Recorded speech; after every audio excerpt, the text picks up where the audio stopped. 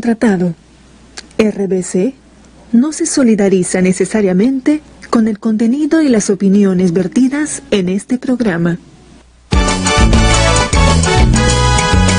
De lunes a viernes, de 7 a 9 de la mañana, por RBC 104.7 y rbconline.pe al mundo entero, No hay derecho, con Glatzer Tuesta. Adelante ustedes. No hay derecho, no.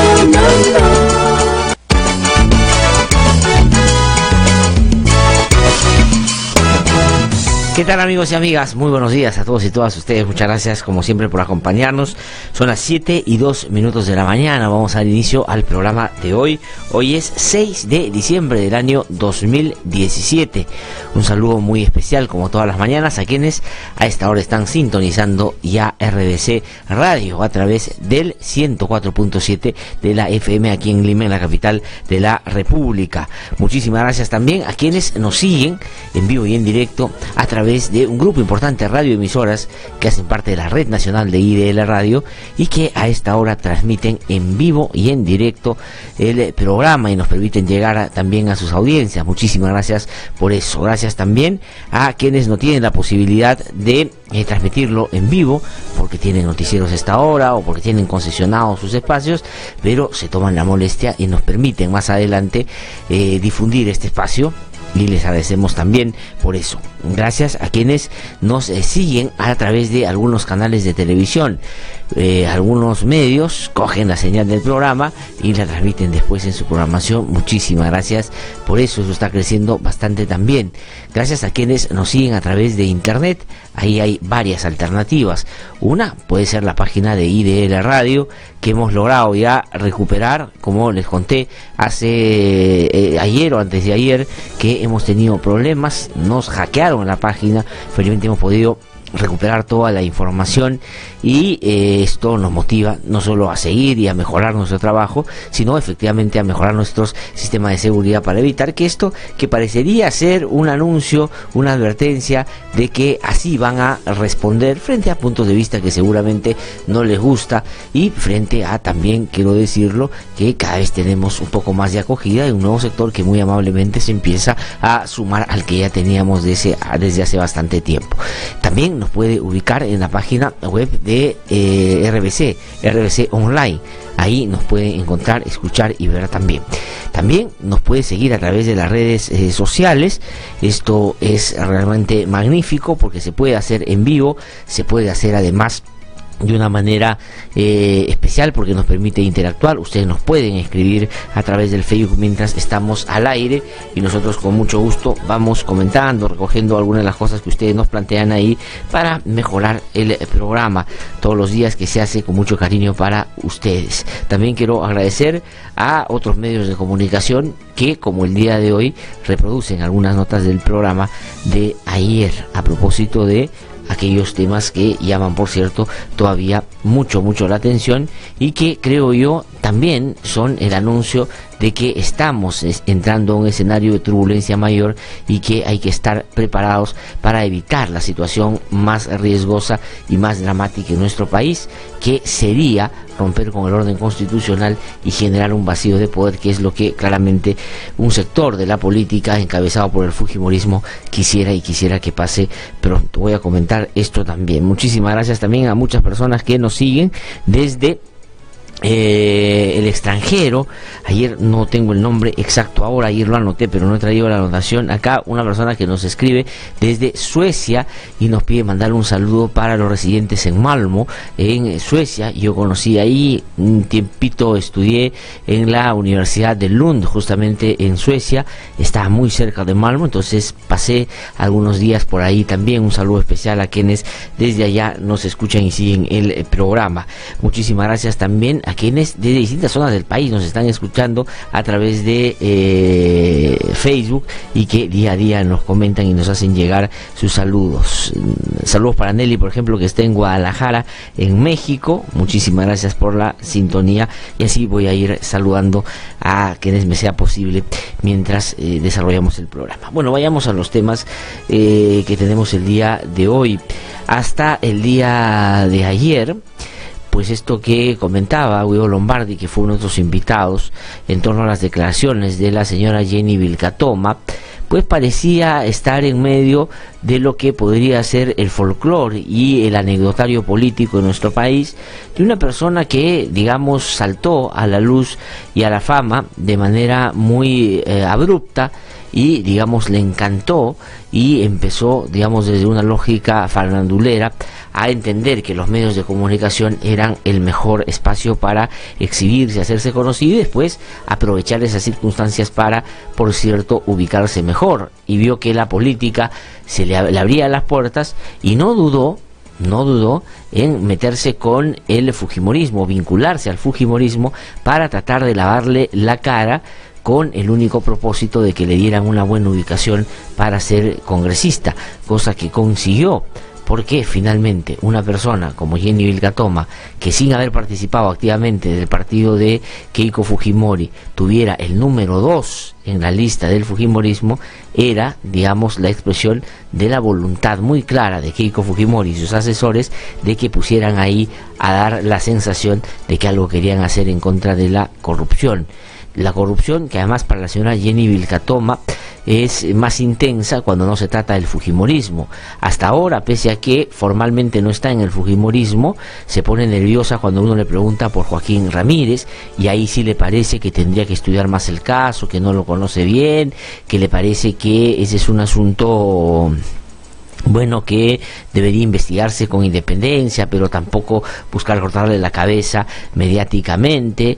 Cuando se habla de los casos vinculados a Keiko Fujimori, dice, bueno, a todos habría que investigar, no solo a ella, sino también a otros, y sitúa o se centra y le pone énfasis a otros personajes políticos, porque todavía sigue teniendo la nostalgia y la añoranza de que el fujimorismo finalmente la puso donde está el día de hoy. Entonces ella se ha ido formalmente en términos de que ya no se sienta al lado de los fujimoristas, donde parecía que estaba bastante cómoda, sino que ahora dice ser independiente, pero juega claramente en pared con el fujimorismo, y hoy no tengo la menor duda se ha convertido, por encargo de los fujimoristas, en quien va a buscar gatillar y generar un ambiente de vacío de poder para tratar desde ahí buscar la justificación para empujar la vacancia del presidente Pedro Pablo Kuczynski. Hasta ayer lo que había de la señora Jenny Vilcatoma era que había pedido que el presidente de la República renuncie a su cargo, dice ella, porque hay tantos cuestionamientos que el presidente no responde, que no quiere ir a la Comisión Lavallato, que no está colaborando, que debería irse a la presidencia y luego poner al vicepresidente para que exista, digamos, esta continuidad en el ejercicio del poder que ha estado y está establecido en nuestro ordenamiento constitucional para que dure 5 años. Hasta ayer todos los comentarios eran, oye, pero Jenny Vilcatoma, digamos, tampoco hay que tomar tan en serio su punto de vista, ya la conocemos, ella, digamos, hace a veces malabares para que los medios de comunicación la pongan en un primer orden, pero entrado el día, ella dio un paso adelante en esta pretensión, que digo, no es una pretensión personal o no es un asunto que solo ella ha pensado. No tengo la menor duda que eso está directamente coordinado con el fujimorismo, porque es por ahí que van a explorar a ver cómo se mueven los vientos para ver si es que de una vez por todas dan ese golpe que hace tiempo vienen pensando. Es decir, debilitar al presidente para sacarlo o generarle tanta angustia y tanta debilidad que al final él no pueda contener todos los embates que ellos seguramente van a seguir desarrollando o emprendiendo. Entonces la señora Jenny Vilcatoma fue más allá. Ella no es integrante de la Comisión Lavallato, por lo menos no tiene la titularidad, y fue a la comisión y hizo un pedido. ¿Para qué?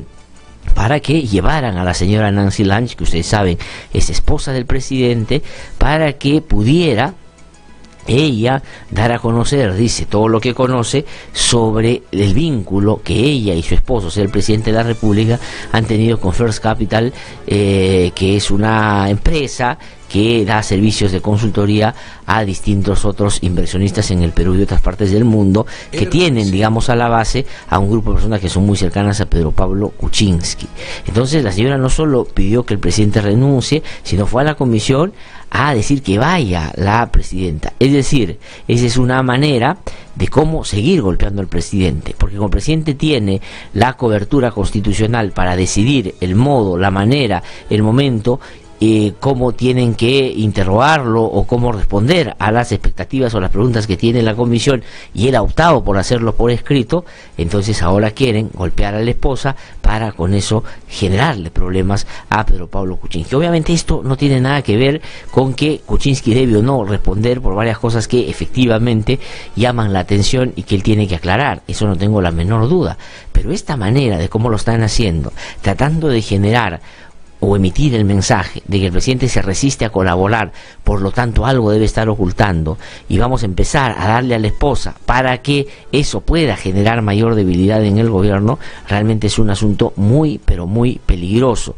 y Jenny Vilcatoma ha ido empujando a eso. Pero ¿qué ha pasado en la comisión en Lavallato el día de ayer?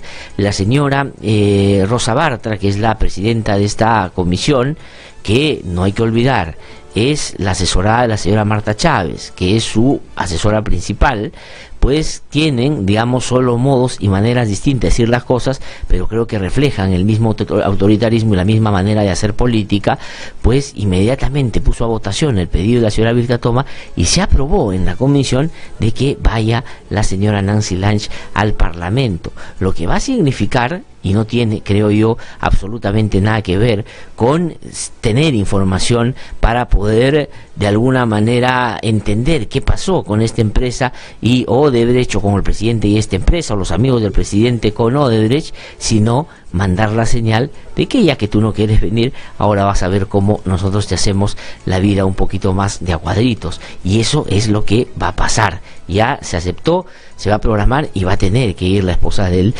presidente de la República, y esto ya es, diría yo, un paso más en esa pretensión de seguir empujando y arrinconando a un gobierno débil, poco capaz, que no ha entendido hasta ahora que el fujimorismo tiene, a diferencia de ellos, un objetivo muy claro que el presidente ha tomado, más o menos como cuando se hace el gracioso y baila, y no de la manera seria como debería haber imaginado puede presentarse este escenario que ellos están buscando. El presidente de la República tuvo un encargo, ese encargo no lo está cumpliendo debidamente y tiene que cambiar de rumbo, porque si no, esto solo va a ser el anuncio, que en un poco va a estar en apremios y problemas mucho más serios todavía de los que hoy estamos apreciando, y eso es lo que ellos van a seguir haciendo. Y la señora Jenny Vilcatoma, que no tiene ninguna posibilidad de hacer sola estas cosas, si no tiene el respaldo de una bancada tan importante, digo importante en el número, como la fujimorista, pues ella se siente envalentonada para seguir empujando esa idea que desde todo punto de vista sería perniciosa, no solo, digamos, para el presidente, que a estas alturas puede ser lo menos importante, sino la propia institucionalidad y la manera de cómo quien pierde la elección se sale con la suya, trayéndose abajo un presidente solo para dar la sensación de que estaban en desacuerdo con esa elección. Y si eso no lo consiguen, lo que han venido haciendo hasta ahora es buscar gobernar desde el Congreso de la República, cuando el mandato expreso ha sido que ellos deberían dedicarse a una cosa distinta. Y eso es lo que está realmente pasando, y es muy, muy peligroso. Yo ya no sé ¿qué más hay que decirle al presidente de la República para que se entere? Ayer, por fin, he escuchado al señor Juan Cheput, que dice ser, además él se autodenomina como el gran político por encima de todos otros, con mucha experiencia y mucho conocimiento y mucha solvencia de todo tipo, recién le ha empezado a darse cuenta de lo grave, lo terrible y lo feroz que es el fujimorismo cuando quiere traerse abajo a alguien que entiende su enemigo, y así lo ven al presidente de la República. Juan Cheput fue la expresión, desde mi punto de vista, decepcionante, de que creía que al fujimorismo, dándole todos los días manzanita, dándole todos los días cariñito, dándole todos los días besito en la mejilla, iban ellos a transformarse y a colaborar con el gobierno. Todas las cosas que el gobierno ha hecho han sido respondidas con ferocidad, y ahora cuando la cosa está muy avanzada, empiezan estas personas vinculadas al gobierno a reaccionar, y ojalá no sea tarde y que esa defensa no sea insuficiente, cuando lo que hay que promover y plantear aquí, por encima de cualquier otra diferencia, es el respeto a los mínimos indispensables en un contexto democrático, que, digamos, parte de lo elemental, que tiene que ver con el respeto a la presidencia de la República, el reconocimiento de que el presidente ha sido legítimamente elegido, pero también que el contrapeso de poderes no significa el abuso justamente de aquello que en la última elección le han dado al fujimorismo un grupo importante de personas, pero no para torpedear, boicotear y buscar adelantar las elecciones, sino tal vez para contribuir a que algunas cosas mejoren en la vida cotidiana de mucha gente que de repente de buena intención pensó que ellos eran el camino para que su vida empezara a cambiar para mejor. Eso es lo que hay que tratar de entender y, en consecuencia, defender lo que es lo principal. Y eso me parece que no se está haciendo, se está empezando a hacer, pero todavía con mucha debilidad. Son las 7:16 de la mañana. Y otra cosa en relación a Jenny Vilcatoma, que no hay que verla como esta persona un poco, digamos, apresurada, poco reflexiva en algunos aspectos, sino alguien directamente vinculada a una estrategia que está siendo manejada por la propia Keiko Fujimori y su bancada. Ella se ha convertido, digamos, de alguna manera en el becerril de estos tiempos, es decir, con otras formas, además argumentando su gran conocimiento legal y su paso por el Ministerio Público y la Procuraduría como una coartada para dar la sensación de que su interés legítimo es la lucha contra la corrupción, cuando creo yo que está, así como trató de lavarle la cara a Keiko Fujimori y decir que Keiko Fujimori iba a luchar contra la corrupción y ella iba a ser, digamos, la garante de eso, hoy día, haciendo el mismo papel, lo que busca es, en nombre de la lucha contra la corrupción, desestabilizar el país, cosa que hay que evitar prospere. Y ahí hay que hacer un llamado a otros partidos que tienen origen y dicen ser todavía, o dicen ser democráticos, porque no se puede permitir una cosa de esta naturaleza. Y el cálculo que deben hacer otros partidos no debe pasar por asuntos que terminen siendo muy de espaldas a lo que el país en este momento requiere, porque hay algunas agrupaciones políticas que creen que si esto se precipita, si es que hay una vacancia, que hay nuevas elecciones, pues sus candidatos que quedaron rezagados en la elección anterior pueden tener éxito y ganar en esta elección adelantada.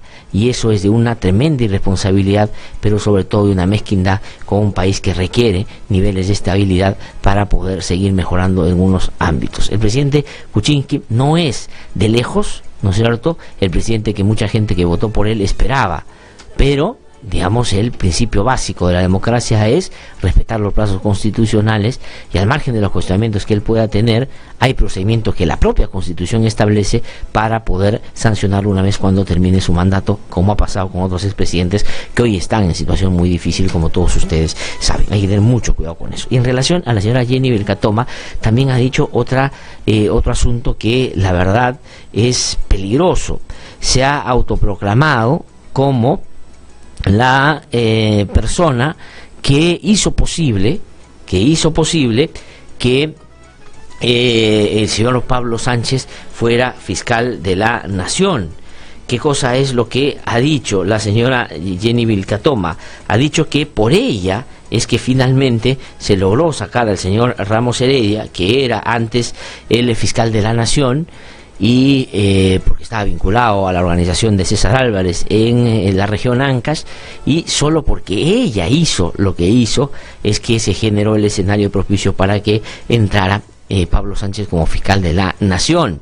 Entonces ahora no solo es la que dice y emplaza al presidente que se vaya, pide que la primera dama vaya a una comisión en el Congreso, sino que ahora a ella no debemos el tener a un fiscal de la talla de Pablo Sánchez que, digamos, está cumpliendo un papel muy importante y que ha dado muestra no solo de independencia, sino en los últimos tiempos que no se va a dejar atarantar por la brava oconada de los amigos de la señora Jenny Vilcatoma.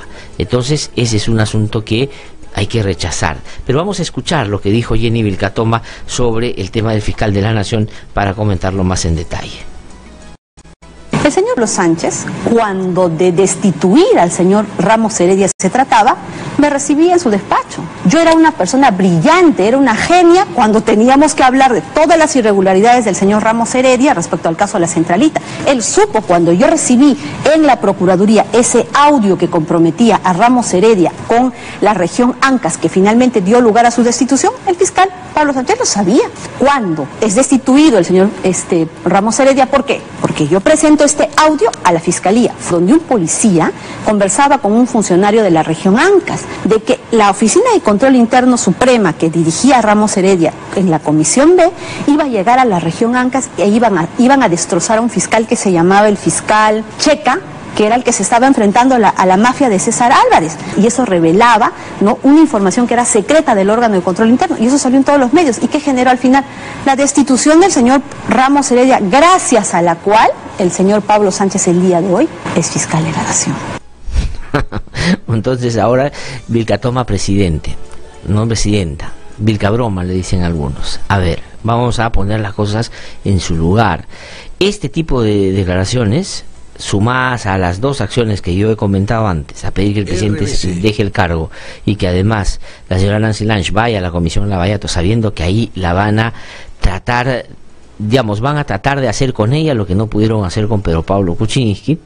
Ahora dice que a ella le debemos que Pablo Sánchez sea fiscal de la Nación, y dice que Pablo Sánchez no la recibía. Sí, claro, como no la recibía, si ella se quejaba por todos lados que la estaban maltratando, y qué bien que un fiscal o qué bien alguien de ese nivel la haya recibido para poder, digamos, darle una mano en la situación difícil en la que ella efectivamente estaba en ese momento. Pero esta declaración, que es bien afiebrada y es el producto del cambio de clima que está generando y distribuyendo un virus por todos lados, no es verdad. Es decir, si bien es cierto, la señora Vilca Toma cumplió un papel en ese caso y colaboró con su testimonio en algunos aspectos que después fueron valorados por el Consejo Nacional de la Magistratura, atribuirse ella, que por ella es que salió Ramos Heredia y que por ella entró Pablo Sánchez, demuestra que la señora Vilca Toma, digamos, está, la verdad, bastante distante de la realidad. Yo les voy a contar qué cosa es lo que pasó con el señor Ramos Heredia. A ver, esto comienza, o Ramos Heredia comienza a ser investigado por las denuncias que hacen los propios fiscales del caso Ancash, ¿no es cierto? José Luis Checa, Matos y otros fiscales. Las principales denuncias de los fiscales del caso que denunciaban en ese momento era el allanamiento de la Centralita, recordarán ustedes. En ese primer momento, cuando esto se denuncia, Vilca Toma no estaba todavía relacionada con el caso o no había colaborado para que esto finalmente tenga el desenlace que felizmente pasó con el señor Ramos Heredia fuera del Ministerio Público. La señora Vilca Toma luego es llamada a declarar sobre este caso. Ella era fiscal y tomó las declaraciones del señor Nolasco cuando él era amenazado. Ella estaba considerada en otro grupo de fiscales que iban a ser llamados porque habían sido removidos por la administración de la Fiscalía en Ancash. Entonces no es ella la que genera toda la situación para que esto se conozca. La llaman a declarar porque había sido una de las personas que efectivamente había terminado siendo víctima de toda esta organización delincuencial que se gestó ahí en Ancash también.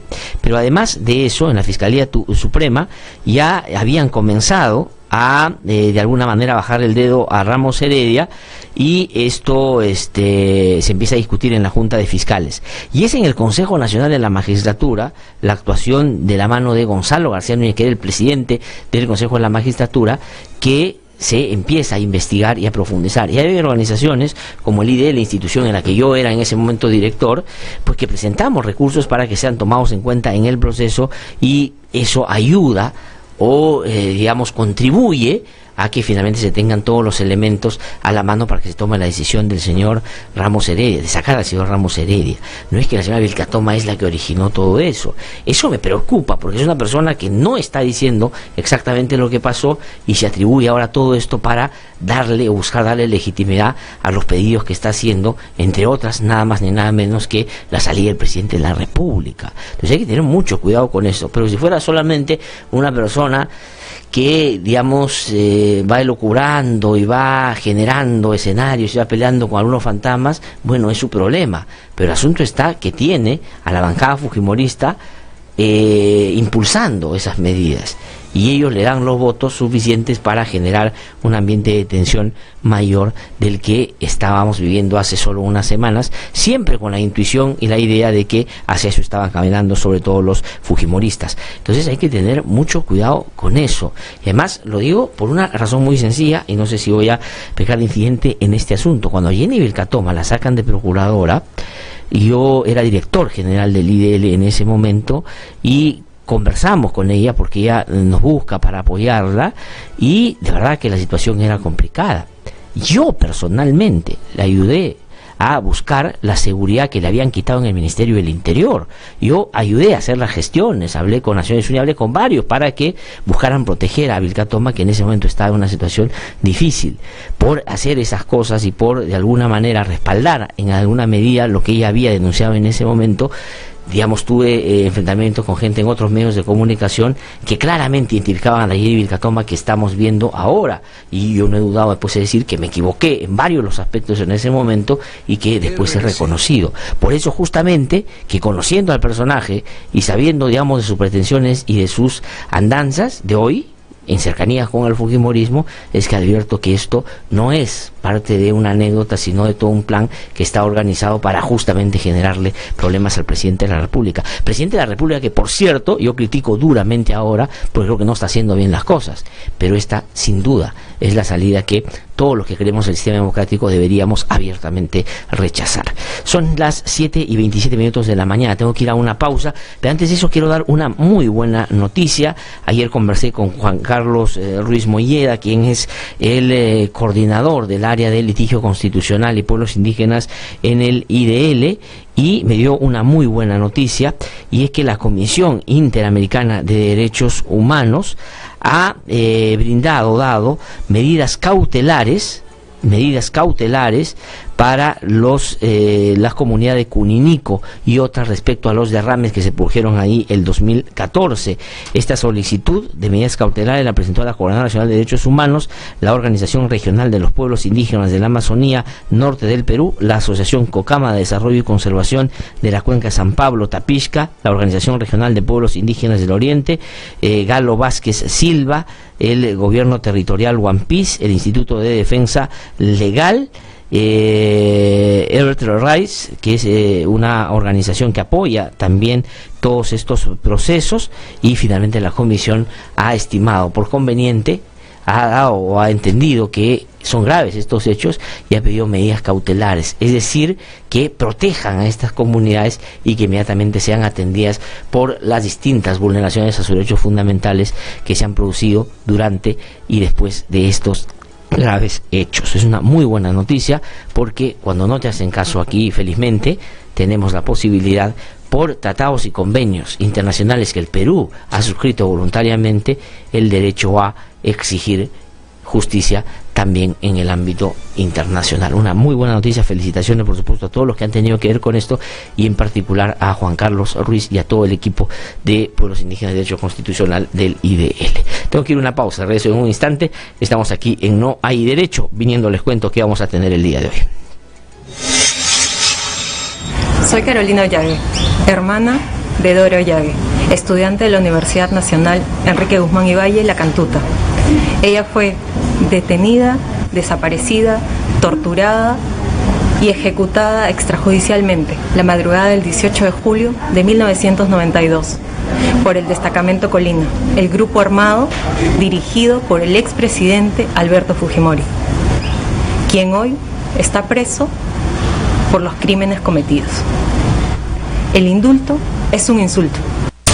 Que no te cuenten cuentos, el Diario 1 te cuenta la verdad. Compra el Diario 1, el diario oficial de la realidad peruana.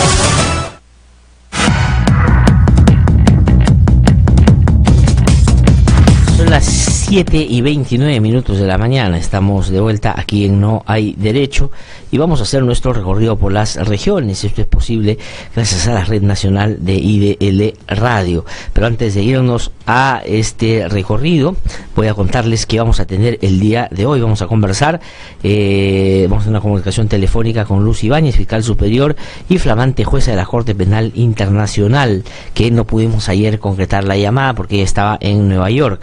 Vamos a tener aquí en nuestros estudios a Pedro Cateriano, expresidente del Consejo de Ministros cuando gobernaba el señor Ollanta Humala, y también va a estar con nosotros a partir de las 8:30 Eduardo Vega, que fue defensor del pueblo y presidente de la Comisión de Integridad para ver todos los temas vinculados a la corrupción, y que hoy trabaja, digamos, en los temas vinculados a la ética y la política en la Universidad Ruiz de Montoya. Así que el programa está muy interesante el día de hoy, le pedimos que nos pueda acompañar. Vamos a irnos ahora a Chimbote. Carlos Bustamante, colega y gran amigo, está ya en comunicación con nosotros. Carlos, ¿cómo estás? Muy buenos días. Muy buenos días. Desde Chimbote, las principales autoridades de nuestra provincia se reunieron aquí en nuestra localidad con el titular de la Autoridad de Reconstrucción con Cambios, de Arquiste, justamente para evaluar la situación de los trabajos que se vienen realizando en la región Ancash. Según se ha indicado, pues se estará llevando a cabo en los próximos días el inicio de los trabajos de limpieza de los cauces de los 4 principales ríos en la provincia del Santa.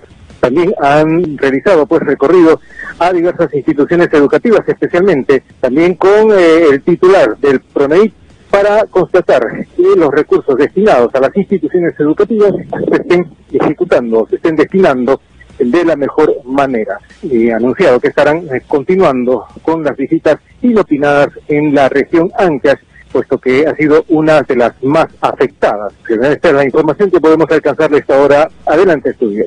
Muchísimas gracias, Carlos, por esa información desde la región Ancash, específicamente desde Chimbote. Vamos a irnos ahora a la región Ucayali. Ahí en Pucallpa, Cecilio Soria está ya con en comunicación con nosotros. Cecilio, ¿cómo estás? Muy buenos días. Muy buenos días, ¿qué tal? Este es mi despacho desde la ciudad de Pucallpa. Traficantes de tierras invaden, incendian, saquean Centro Experimental Marcuya de la Universidad Nacional de Ucayali 1, ubicado en el kilómetro 86 de la carretera Federico Basadre. Ante estos hechos lamentables, los estudiantes de la universidad realizaron una marcha pacífica para llamar la atención y sensibilizar a las autoridades principales de la política pública en general de la región Ucayali. Vecinos, vecinas, el bosque no se invade, Macuya se respeta. Fueron las arengas que se escucharon en medio de la lluvia.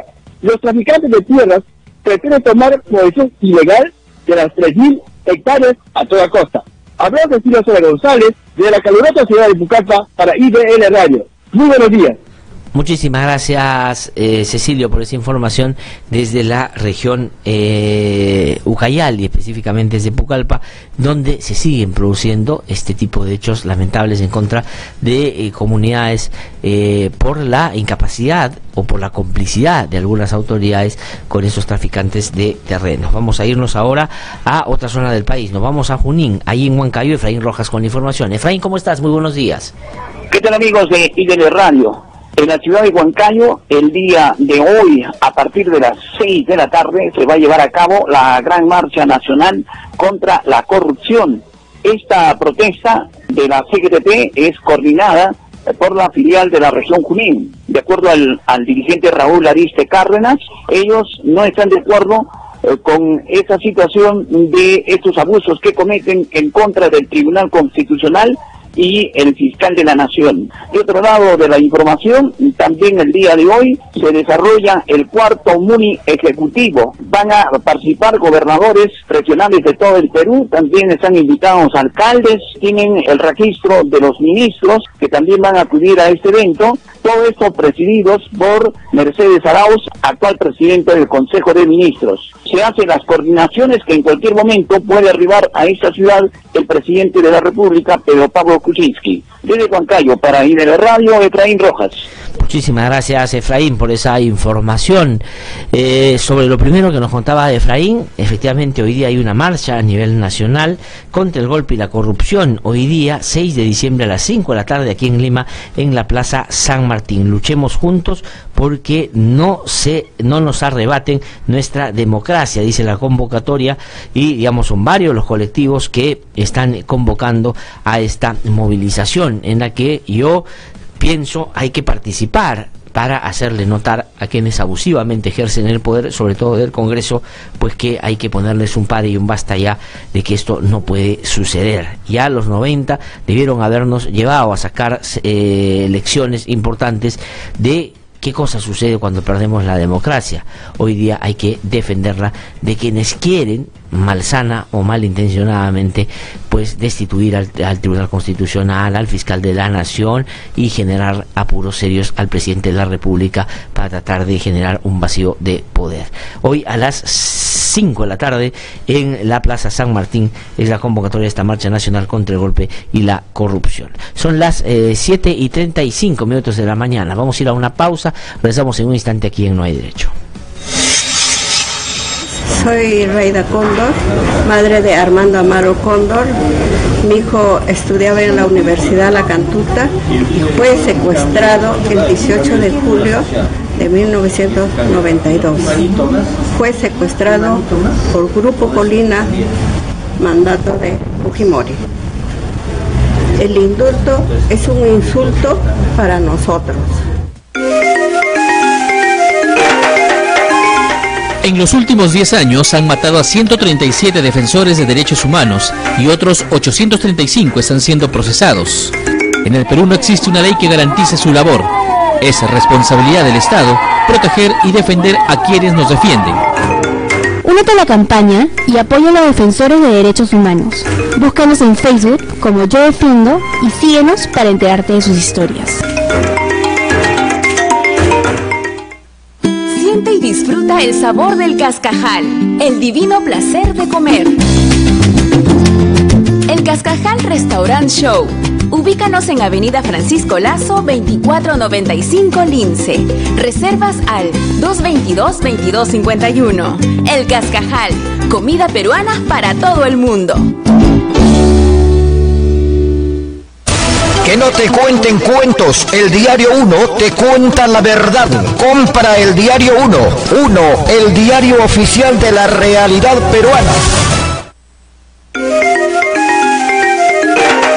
Mi nombre es Huber Flores, soy de la comunidad indígena Santa Clara de Uchuña. Venimos luchando hace más de 3 años para que se nos reconozca el derecho a nuestros territorios ancestrales, que la empresa de palma aceitera y los traficantes de tierra nos quieren quitar. Ya han matado a 6 campesinos y quemado mi casa, mi familia, mi comunidad y nuestros dirigentes venimos siendo amenazados. Durante la última década han matado a 137 y 835 están siendo enjuiciados por defender sus derechos. Únete a la campaña Yo Defiendo y apoya a quienes como Uber defienden su derecho a la vida y a su tierra. RBC 104.7, la otra forma de vivir. Son las 7:38 de la mañana, estamos de vuelta aquí en No Hay Derecho, lo anuncié antes de irme a la pausa, pero lo comenté también los días anteriores. Hay una buena noticia para el Perú, hay una muy buena noticia para la justicia en el Perú, y es que la doctora Luz Ibáñez ha sido elegida como jueza de la Corte Penal Internacional. La doctora Luz del Carmen Ibáñez ha sido, digamos, tiene una larga trayectoria como fiscal, ha cumplido un papel muy importante en casos muy relevantes, donde no solo ha tenido un comportamiento ejemplar en términos éticos y morales, sino en términos de poder llevar adelante algunos procesos complicados de personajes que tanto daño le hicieron a nuestro país, y ha llevado casos tan complicados, entre otros. Por ejemplo, deberíamos agradecer a ella el hecho de que la cúpula de Sendero Luminoso esté donde está, es decir, después de haber sido sometido a un debido proceso en la cárcel purgando condena por el grave daño que le hicieron a nuestro país. Pero también ha llevado otros casos de violaciones de derechos humanos, como los casos relacionados con el caso del Frontón, el caso Cabitos y otros tantos, que en su calidad de coordinadora de las fiscalías de derechos humanos, por ejemplo, en los últimos tiempos, ha hecho una labor también humanitaria a favor de los familiares de las víctimas de tantos graves casos y violaciones de derechos humanos que se produjeron en nuestro país en las décadas de violencia. Realmente es una muy buena noticia. Creo que es un reconocimiento no solo a la trayectoria y las capacidades de la señora Luz Ibáñez, sino también al trabajo que se ha hecho el Ministerio Público en estos temas. Doctora Luz del Carmen Ibáñez, es un gusto saludarla. Muy buenos días. Muy buenos días, Glatzer. Gracias por la oportunidad de dirigirme a sus radioyentes, a quienes saludo también. No, muchísimas gracias a usted por atendernos y felicitaciones por esta importante elección, que no es poca cosa, porque digamos son muchas las personas que los estados presentan como candidatos y candidatas, y finalmente que usted haya sido elegida como parte de la Corte Penal Internacional, además en una primera vuelta con una votación muy importante, realmente es un asunto que debería enorgullecernos a todos. Pero cuéntenle a nuestros oyentes qué cosa es esto, qué significa concretamente, cuándo usted entraría en funciones, y tal vez nuestros oyentes no conozcan en detalle cuál es la importancia de la Corte Penal Internacional en estos tiempos donde la lucha contra los derechos humanos felizmente ya no tiene fronteras. Bueno, gracias. Mire, realmente este triunfo del Perú, porque así lo he tomado en su conjunto, esta victoria que se ha conseguido aquí en Nueva York, en el marco de la reunión de la 16ª Asamblea de los Estados Partes del Estatuto de Roma, es altamente significativa, no solo para la justicia del Perú, sino para la comunidad internacional en su conjunto y para la justicia internacional global. La Corte Penal Internacional es el primer órgano permanente de justicia penal que funciona en el mundo, creada por el Estatuto de Roma, aprobado en 1998 y que entró en funciones en el año 2002.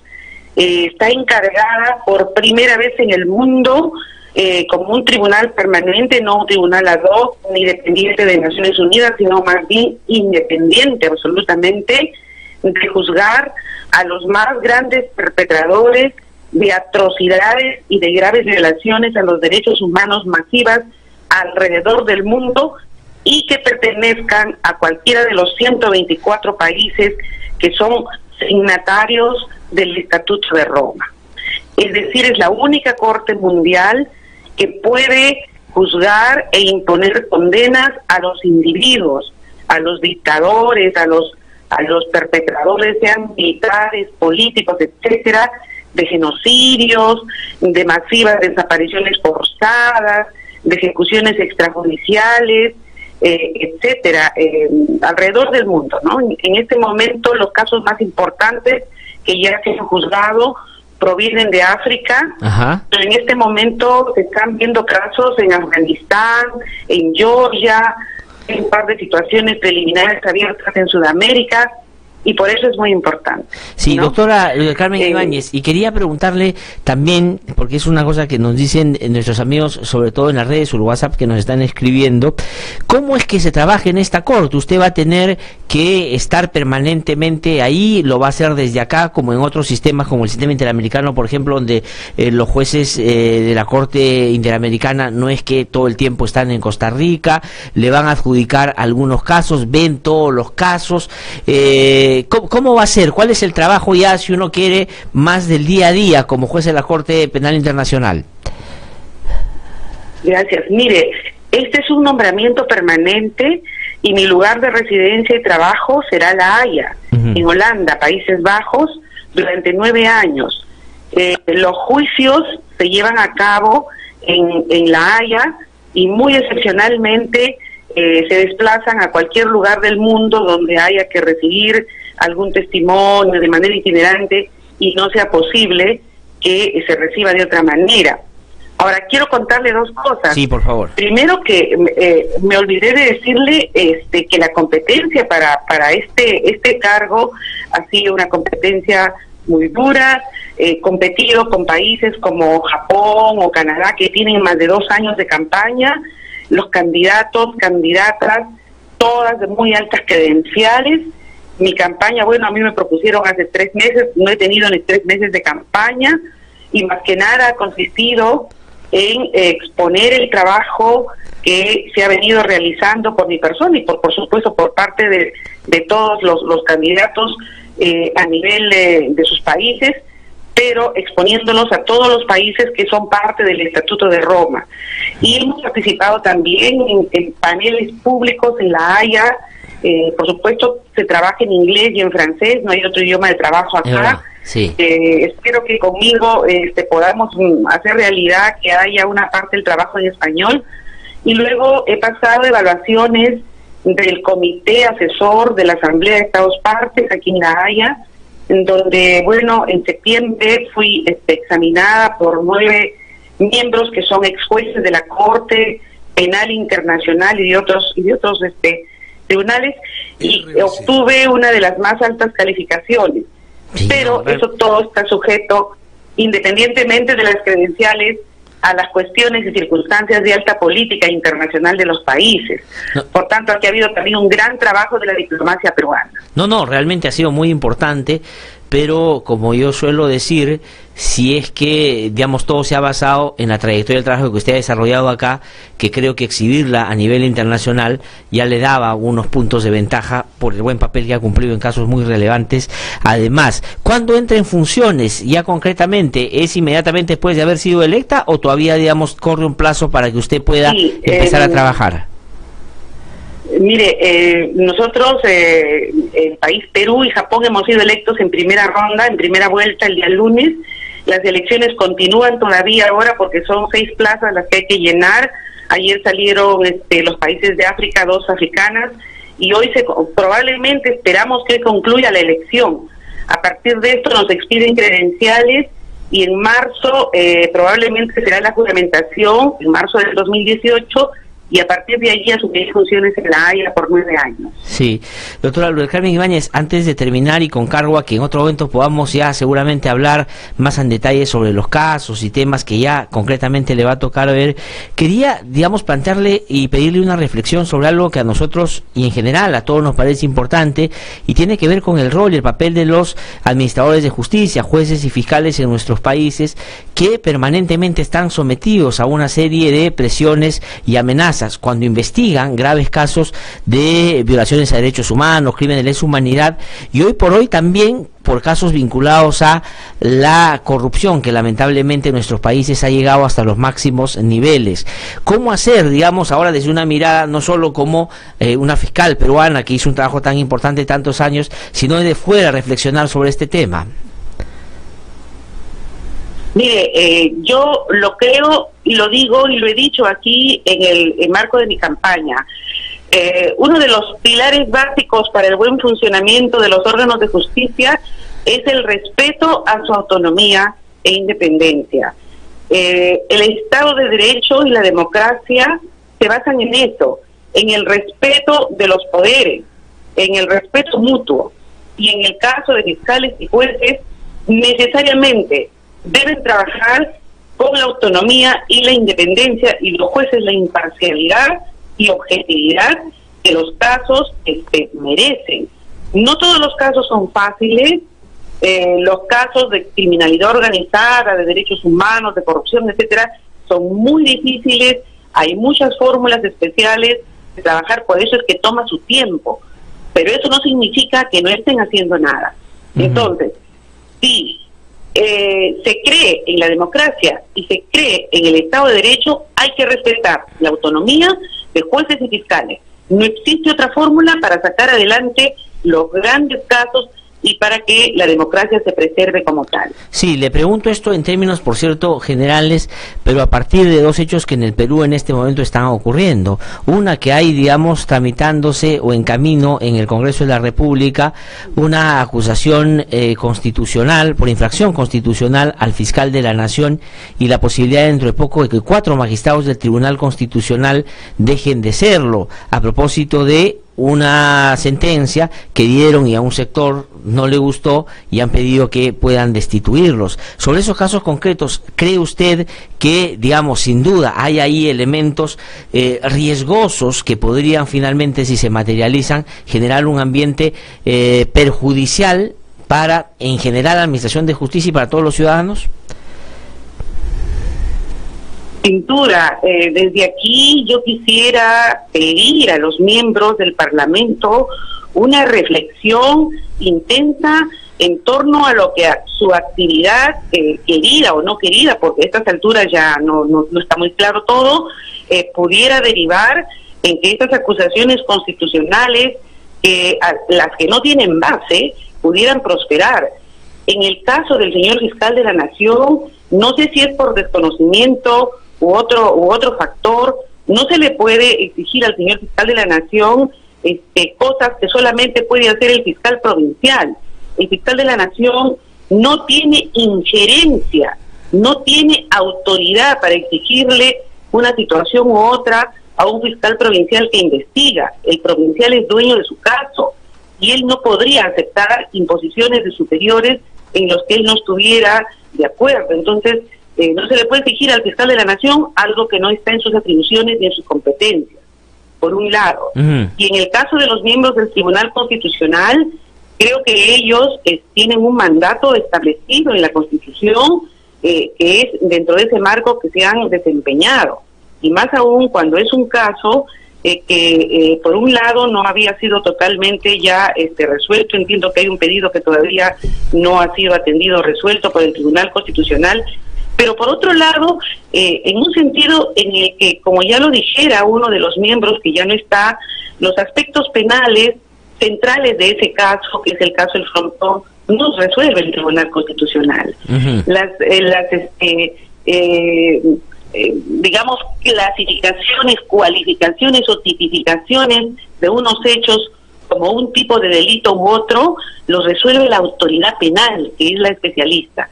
Entonces, partiendo de ese punto de vista, creo que hay un exceso y yo espero que reflexionen los miembros del Parlamento en ambos casos, porque creo que se debe dejar trabajar a las instituciones con total independencia.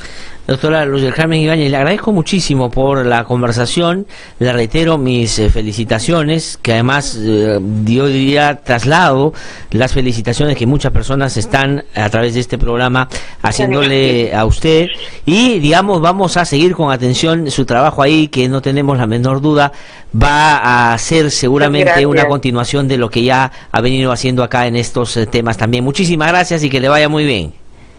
Gracias, solamente unas palabras finales, decir que ofrezco este triunfo y esta victoria a mi amado pueblo peruano, que siempre merecerá lo mejor, y a la memoria de mis padres que me formaron y me hicieron la persona y la profesional que hoy soy. Muchas gracias, un abrazo a todos ustedes. Muy amable, doctora Luz del Carmen Ibáñez, muchísimas gracias y felicitaciones. Realmente esto que se ha podido conseguir es muy, muy importante. La Corte Penal Internacional es como una corte supranacional donde se puede juzgar a cualquier dictadorzuelo, dictador que comete una serie de barbaridades en un país y después quiere huir y se va a otro país. El brazo de esta corte es más largo que el de los sistemas nacionales y puede terminar sometiéndolo a su jurisdicción y sancionándolo severamente, y es una muy buena noticia. Creo que, como dice Liliana en el Facebook, es un honor para el Perú que esto haya sucedido. Hay algunas quejas también en el Facebook de que la señal no está llegando muy bien a través de la radio, y eso es ayer porque me comentaban que están, digamos, haciendo algunos arreglos, calibrando un poco la señal. Va a estar mejor dentro de algunos días y seguramente ustedes nos van a seguir con mayor calidad. Teresa también dice, creo que era la única que escucha con sonido metálico, sonido molesto. Ella pensó, Teresa me dice que creía que era la única, pero sí, está este problema. ¿Cuándo más o menos lo resolvemos? ¿Sabemos? No. Una semana, tal vez, toda esta semana por lo menos. Me dice acá Luis Arrece, que además quiero felicitar porque él se ha graduado en la universidad como colega periodista y es una muy buena noticia. Felicitaciones, Luis, que te vaya muy bien. Tengo que ir a una pausa, Carlitos. Sí, vamos a una pausa, regreso un instante aquí en No Hay Derecho. Soy Norma Méndez Díaz, madre de Melissa Alfaro Méndez, una joven de 23 años que falleció por un sobrebomba enviado por el Estado de nuestro país a cargo de Alberto Fujimori el 10 de octubre de 1991. Nosotros los familiares estamos en desacuerdo con el indulto porque contravendría las leyes, porque creemos que los que cometen delitos deben cumplir su condena, sean presidentes, sean políticos, sea quien sea. No, las leyes se deben cumplir. Como familiar decimos, el indulto es insulto. En los últimos 10 años han matado a 137 defensores de derechos humanos y otros 835 están siendo procesados. En el Perú no existe una ley que garantice su labor. Es responsabilidad del Estado proteger y defender a quienes nos defienden. Únete a la campaña y apoya a los defensores de derechos humanos. Búscanos en Facebook como Yo Defiendo y síguenos para enterarte de sus historias. RBC 104.7, la otra forma de vivir.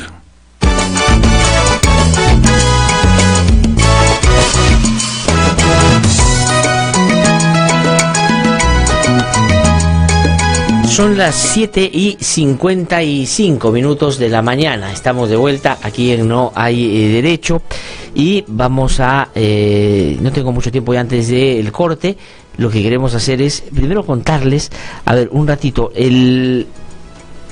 ayer, ¿cuándo comenzamos con la canción? El lunes, ¿no es cierto? Difundimos el lunes la canción, esta canción Chinita Rebelde, y ya rayado, solamente en el Facebook de nosotros ya tiene cerca de 11.000 o 12.000 reproducciones y tiene un alcance como de 40.000, y en el YouTube entiendo que estamos por una cifra similar. La gente lo está escuchando, lo está compartiendo, y acabo de ver un mensaje que me dice que lo van a poner hoy día en la marcha o en el plantón que va a haber hoy día en la Plaza San Martín, o la marcha que va a haber hacia la Plaza San Martín a las 5 de la tarde el día de hoy contra el golpe y contra la corrupción, así se ha denominado. Pero, digamos, para quienes no han tenido la posibilidad todavía de escucharlo, vamos a poner esta canción para deleite de ustedes. Creemos que en tan poco tiempo se resume bastante bien todo lo que estamos apreciando pasa en la política peruana, producto del claro interés del fujimorismo de traerse abajo a este gobierno. La Chinita Rebelde para ustedes.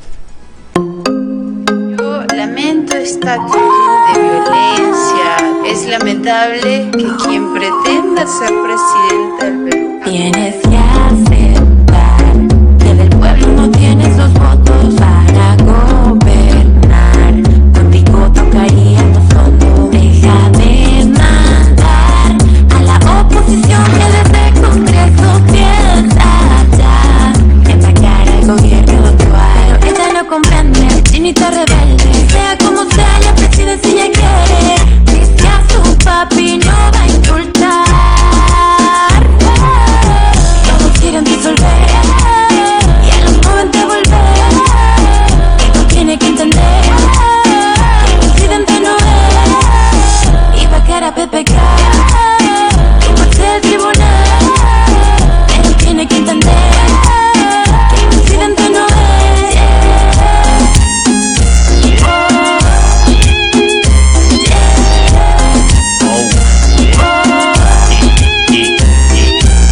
Tengo la fórmula para despejar el humo y mandar sin disimulo a los corruptos por un tubo. Somos la calle que se respeta, no como tus galleteros que dicen que nos representa. Tiembla. Tienes las horas contadas y el juicio final se acerca, muñeca. Disolver la corrupción, disolver la impunidad, por justicia y dignidad, Fujimori nunca más. Rimas con detalle hacen que estalle la alerta. Hagan lo que hagan, nunca más a los 90, ¿qué pasa?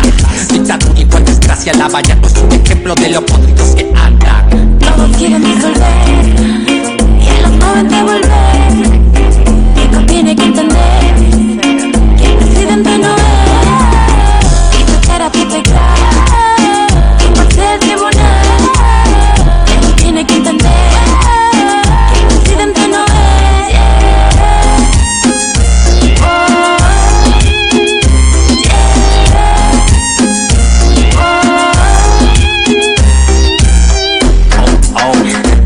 Definitivamente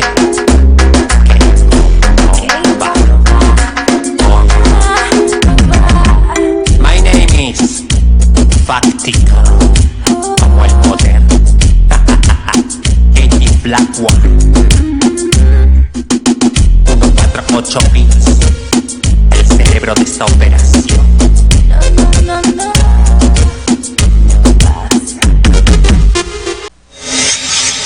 Yo soy Javier Roca Obregón, papá de Martín Roca Casas, estudiante de Economía de la Universidad del Callao, que fue secuestrado en el gobierno de Fujimori. Fue secuestrado y conducido al sótano del Servicio de Inteligencia del Ejército, donde fue torturado, asesinado e incinerado por los militares. Por lo tanto, el indulto será un insulto. Siente y disfruta el sabor del cascajal, el divino placer de comer. El Cascajal Restaurant Show. Ubícanos en Avenida Francisco Lazo, 2495 Lince. Reservas al 222-2251. El Cascajal, comida peruana para todo el mundo. RBC 104.7, la otra forma de vivir.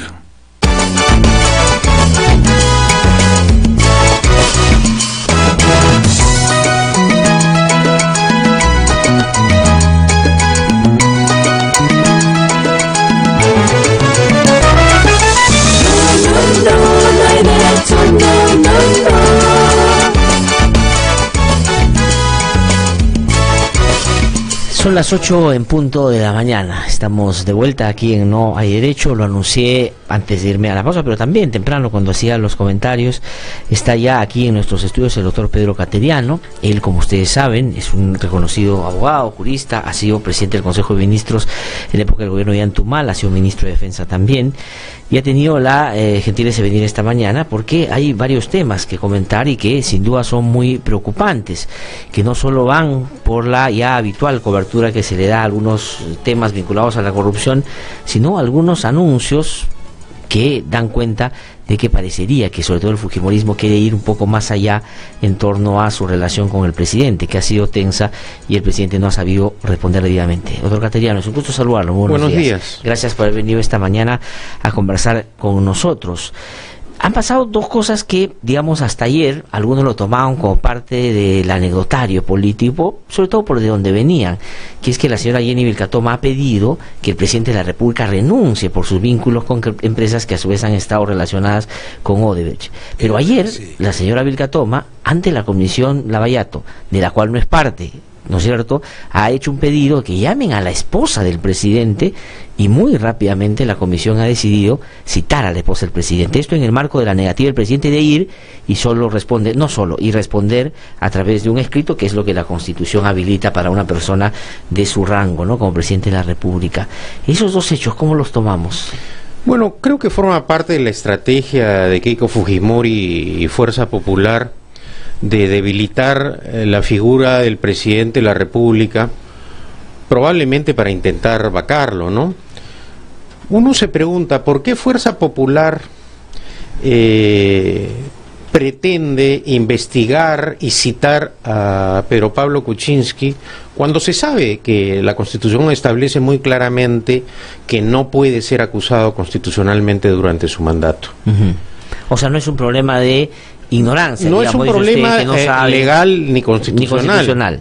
Simplemente quieren vender la idea ante la opinión pública para ir formando la sensación, ¿no es cierto?, que Pedro Pablo Kuczynski es un rebelde, que no acata las citaciones del Parlamento, que no quiere dar cuenta de sus actos, y de esta manera generar un clima de más debilitamiento de la imagen presidencial, porque de otra manera no nos explicamos por qué citan a la esposa del presidente. Más interesante hubiese sido, por ejemplo, que citen a la señora Letona para que explique por qué ella dijo en televisión que Odebrecht había buscado a la señora Fujimori para donarle $2 millones. Eso es más urgente aclararlo. Y más explícito, más concreto. No, y además que la situación de la señora Lange, que más se aprecia como una coacción a Kuczynski por el hecho de ya él haber adelantado que no va a concurrir al Congreso. Ajá.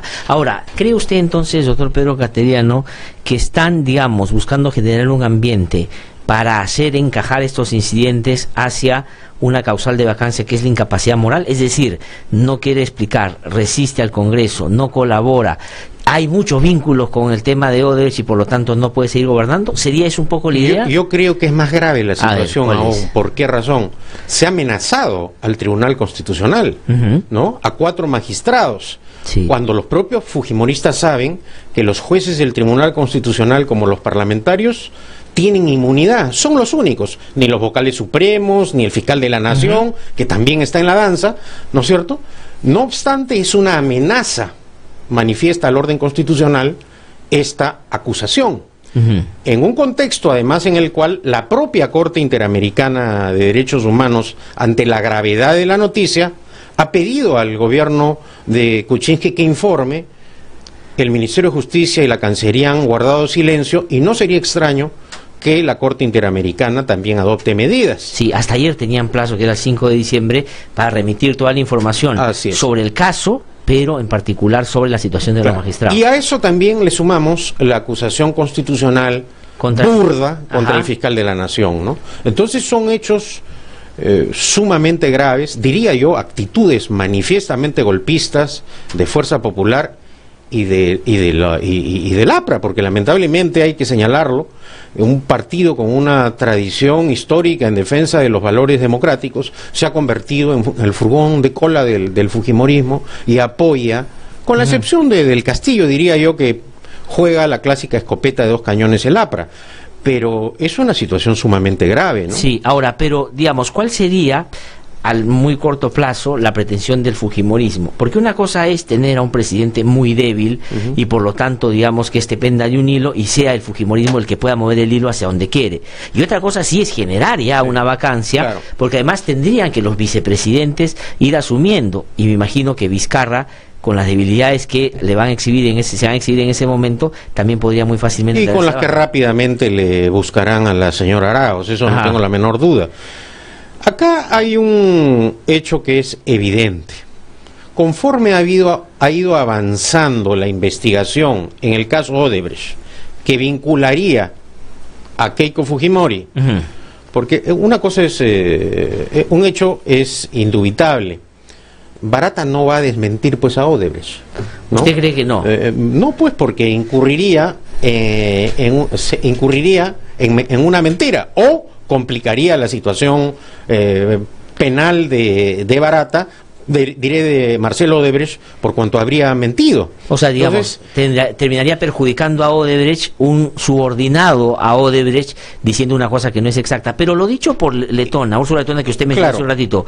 Y además, el otro caso que es el de Joaquín Ramírez. Hemos visto que esos 2 temas han ido avanzando con una rapidez que seguramente Keiko Fujimori y Fuerza Popular no calcularon. Por esa razón digo que hay 2 temas, el de Odebrecht y el de Joaquín Ramírez, que ciertamente son 2 misiles que ya se han disparado a la línea de flotación de Fuerza Popular y Keiko Fujimori. Pero entonces la respuesta del fujimorismo apunta, como ya lo dijo en su momento el fiscal de la Nación, a esas investigaciones. Pero yo quisiera ir también a si Barata o Jorge Barata podría ir dosificando un poco, es decir, no necesariamente contradiciendo lo que ha dicho Marcelo Odebrecht, pero acomodando la declaración un poco al interés de algunos actores políticos, y que en ese sentido, lo dicho por Úrsula Letona, podría ser de alguna manera una coartada. Es decir, sí nos ofrecieron 2 millones y seguramente por eso el señor anotó en su celular y puso aumentemos a 500 más porque nosotros le dijimos que no estábamos de acuerdo con eso y pensaban que con esos 500 más nos iba a convencer, pero nunca se dio. Entonces, claro, Barata lo que puede decir, sí, estuvimos hablando todo, pero no se concretó. Podría ser, ¿no? A ver, acá hay un aspecto que es clave. ¿Cómo se va a pactar esa colaboración eficaz? Porque si el Ministerio Público solamente va a pedir información respecto del soborno a Toledo, eso ya se sabe. El Ministerio Público tiene que establecer unas pautas que permitan el conocimiento de todo lo acontecido, es decir, financiamiento ilegal en todas las campañas presidenciales, parlamentarias, las obras públicas realizadas en todos los gobiernos.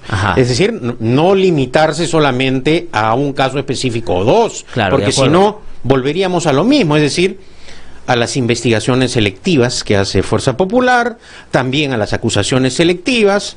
Entonces vemos ahí que ciertamente hay que estar vigilantes ante la actitud que adoptará el Ministerio Público. Sí, doctor Pedro Cateriano, si usted me lo permite, tengo que hacer un pequeño paréntesis, porque estuvimos hace un buen rato tratando de comunicarnos con el fiscal de la Nación, y él ha estado de viaje y acaba de llegar a Piura, y nos acaba de contestar. Entonces quiero hacerle unas preguntitas aprovechando. Claro que no sí. Es muy usual que podamos entrevistar todos los días al fiscal de la Nación, entonces voy a agradecerle por esta deferencia que ha tenido y darle un saludo y los buenos días. Señor fiscal de la Nación, es un gusto saludarlo, muy buenos días. Mucho gusto. Aló, gracias, buenos días, ¿qué tal? ¿Cómo estás? Muchísimas gracias por atendernos. Sé que está llegando a Piura y está todavía en la parte protocolar porque seguramente va a iniciar con sus actividades, pero quisiera preguntarle algunas cosas muy concretas y puntuales. Digamos, la actuación del Ministerio Público en los últimos días, digamos, ha dado señales y muestras de algo que en los últimos tiempos era como impensable, y es que, por ejemplo, algunas personas vinculadas a grandes empresas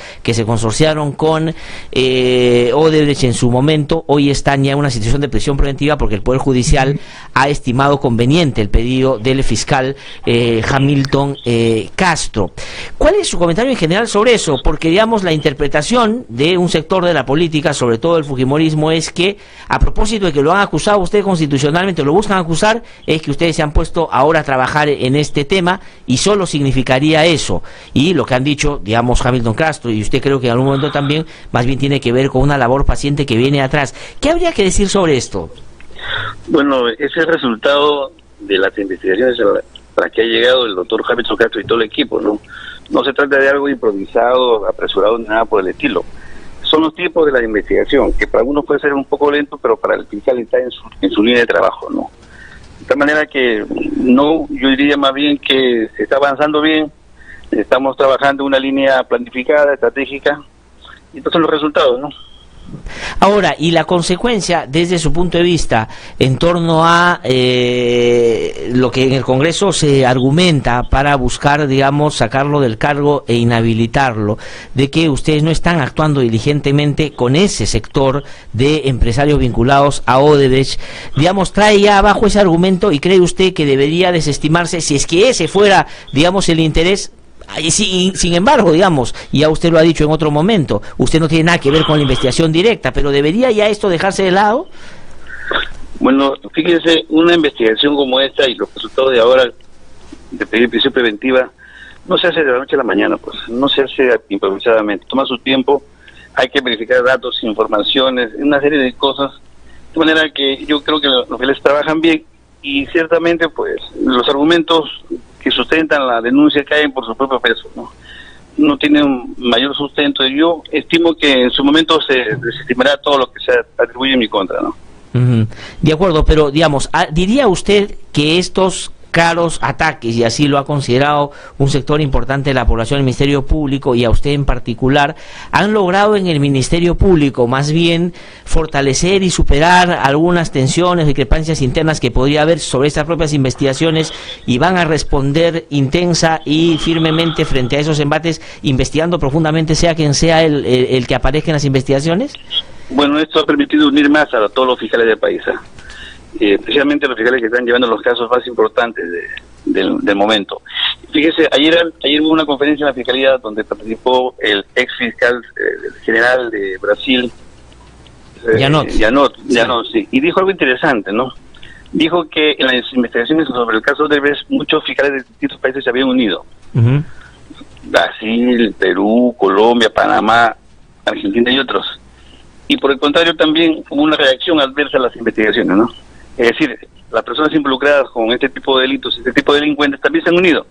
Se han unido para denunciar a los fiscales y hacemos las investigaciones.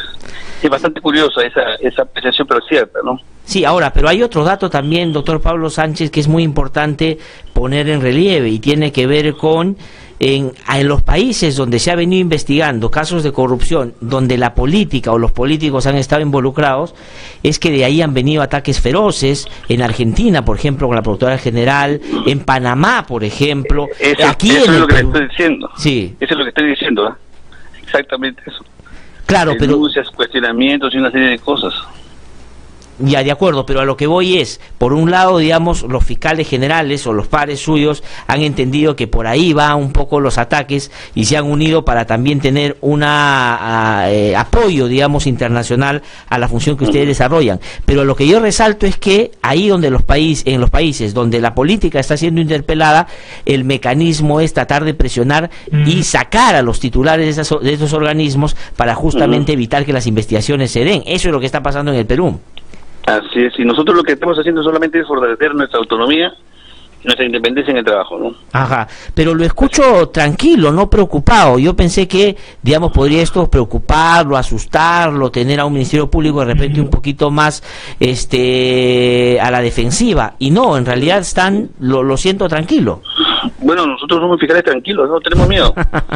Ahora estoy yendo a Zapillica, un pueblito de Piura, para ponernos de acuerdo sobre el funcionamiento de una fiscalía comunal. De esta manera que yo tengo que seguir cumpliendo con mi trabajo, ¿no? Muy bien. Doctor Pablo Sánchez, sé que no podemos ir conversando ahora porque tiene que ir a su trabajo, pero, digamos, lo invito públicamente a ver si la próxima semana con más tiempo se viene y conversamos más en detalle sobre algunos temas. Así es, muchas gracias. Buenos días. Muy amable, que le vaya muy bien. Ha sido el fiscal de la Nación entonces que ha conversado con nosotros esta mañana. Me disculpa, doctor, pero no, qué ocurrencia, faltaba más. Íbamos a conversar con él más temprano, pero ya se subió al avión, acaba de llegar y antes de irse a el lugar que va a visitar nos ha contestado unos minutitos. Bueno, estábamos, digamos, justamente hablando del trabajo del Ministerio Público. Si ve el caso concreto o el caso chiquito, es probable que ahí existe un margen de manejo de los propios colaboradores a favor o en contra de dependiendo de lo que ellos quieran decir. Pero si se ve el bosque, entonces la posibilidad es de enmarcarlo o encajonarlo, digamos, en lo que el Ministerio Público es más probable, dice usted. Claro que sí. Por esa razón creo que las últimas resoluciones que han adoptado tanto el Ministerio Público como el Poder Judicial, que van a permitir la colaboración eficaz de Barata, reclamada durante tanto tiempo, ¿no? Porque usted recordará cuando hemos conversado con anterioridad, decíamos, ¿no? Bueno, la presencia de Barata en el escenario, porque ciertamente Barata le informaba a Odebrecht, ¿no es cierto?, a Marcelo Odebrecht. Él tenía conocimiento que habían financiado a todos los candidatos presidenciales que tenían posibilidades. Claro. Pero que de la parte operativa, es decir, de cómo se efectuó esa donación o se realizaron esas donaciones, para ser más preciso, se le tenía que preguntar a Barata. Obvio, porque él era la parte operativa de Odebrecht en Lima. De acuerdo, pero lo que le tocaba a Odebrecht era, claro, decidir cuál era la estrategia, y la estrategia era ponerle plata, claro. La política de la empresa, de acuerdo, lo ha dicho, de acuerdo, ¿no? Y también apoyar a los expresidentes, es otra declaración que ha pasado desapercibida, pero lo ha dicho también Odebrecht, y confío que también eso formará parte de la negociación, ¿no es cierto?, en medio de esta colaboración eficaz, que además ahora está ya plenamente habilitada, porque quedaba pendiente que excluyan a Barata de una investigación absurda de lavado de activos a la que le había sometido el señor Juárez Atoche. Ya eso también quedó de lado y por lo tanto no hay ya obstáculo para la colaboración eficaz. Pero usted ha dicho y ha planteado, digamos, esta estrategia de Odebrecht, de la empresa, como para dos actores, uno para candidatos con posibilidades y otro para presidentes. Yo no lo he planteado. Nos ha hecho recordar lo que ha dicho Marcelo Odebrecht. Lo ha declarado Marcelo Odebrecht. No vaya a ser que ahora digan que efectivamente interpreto. Usted nos ha traído a la mesa los dichos de Odebrecht cuando habla de candidatos y habla de presidentes. Dice que a los expresidentes. A los expresidentes la manera de, digamos, colaborar con ellos era, después de eso, darle conferencias, llevarlos por el mundo, y ahí, digamos... Cuando se le comentó el hecho de que le había pagado $100,000 por una conferencia a Alan García, no se inmutó Marcelo Odebrecht, ¿no? Digo, eso es normal. La empresa, la política de la empresa es o ha sido cooperar, colaborar con los expresidentes, ¿no? Entonces, porque claro, ¿en qué país Alan García tiene prestigio internacional? A ver, tiene el prestigio de Vargas Llosa, tiene el prestigio de Juan Diego Flores, tiene... ¿Qué clase de prestigio tiene Alan García internacionalmente? ¿Tiene prestigio como político? ¿Tiene prestigio como académico? ¿No? ¿Tiene prestigio como intelectual? ¿Tiene prestigio como ensayista? ¿Tiene prestigio como investigador científico? No. Entonces esas conferencias eran de favor político, ¿no es cierto? Con empresas que habían prestado servicios al Estado peruano. ¿Y eso es colusión ilegal, negociación incompatible? Lo tienen que aclarar los propios parlamentarios apristas, que a sus adversarios como yo. A mí me han acusado de colusión ilegal por reunirme con el ministro de Defensa de Francia, por haberme reunido con el ministro de Defensa de Italia, ¿no? O sea, en el ejercicio de mi función. Entonces yo pregunto, estas 23 reuniones que tuvo Alan García con Barata, estos pagos posteriores de conferencias que objetivamente son de favor político, son como consecuencia ¿de qué?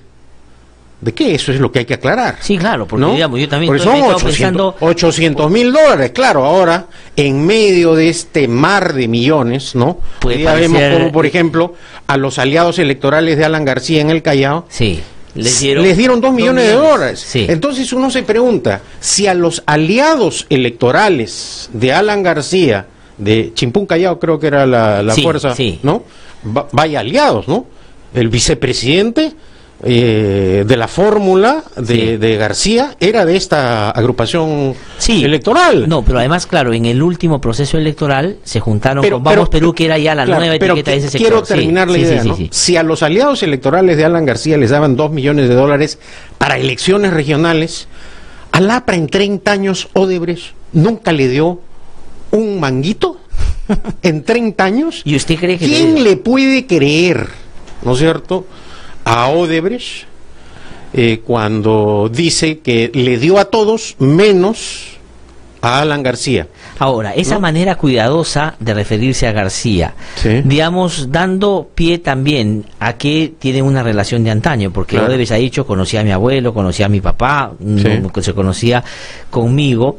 ¿Qué cosa es lo que significa? ¿Que quieren proteger a Alan García? ¿Pero por qué? Porque políticamente García no tiene ninguna, digamos... No creo, por eso esta es una magnífica oportunidad para que fiscales y jueces pregunten con amplitud. Y de eso se trata, de la colaboración eficaz, ¿no es cierto?, de averiguar qué cosa es lo que ha ocurrido.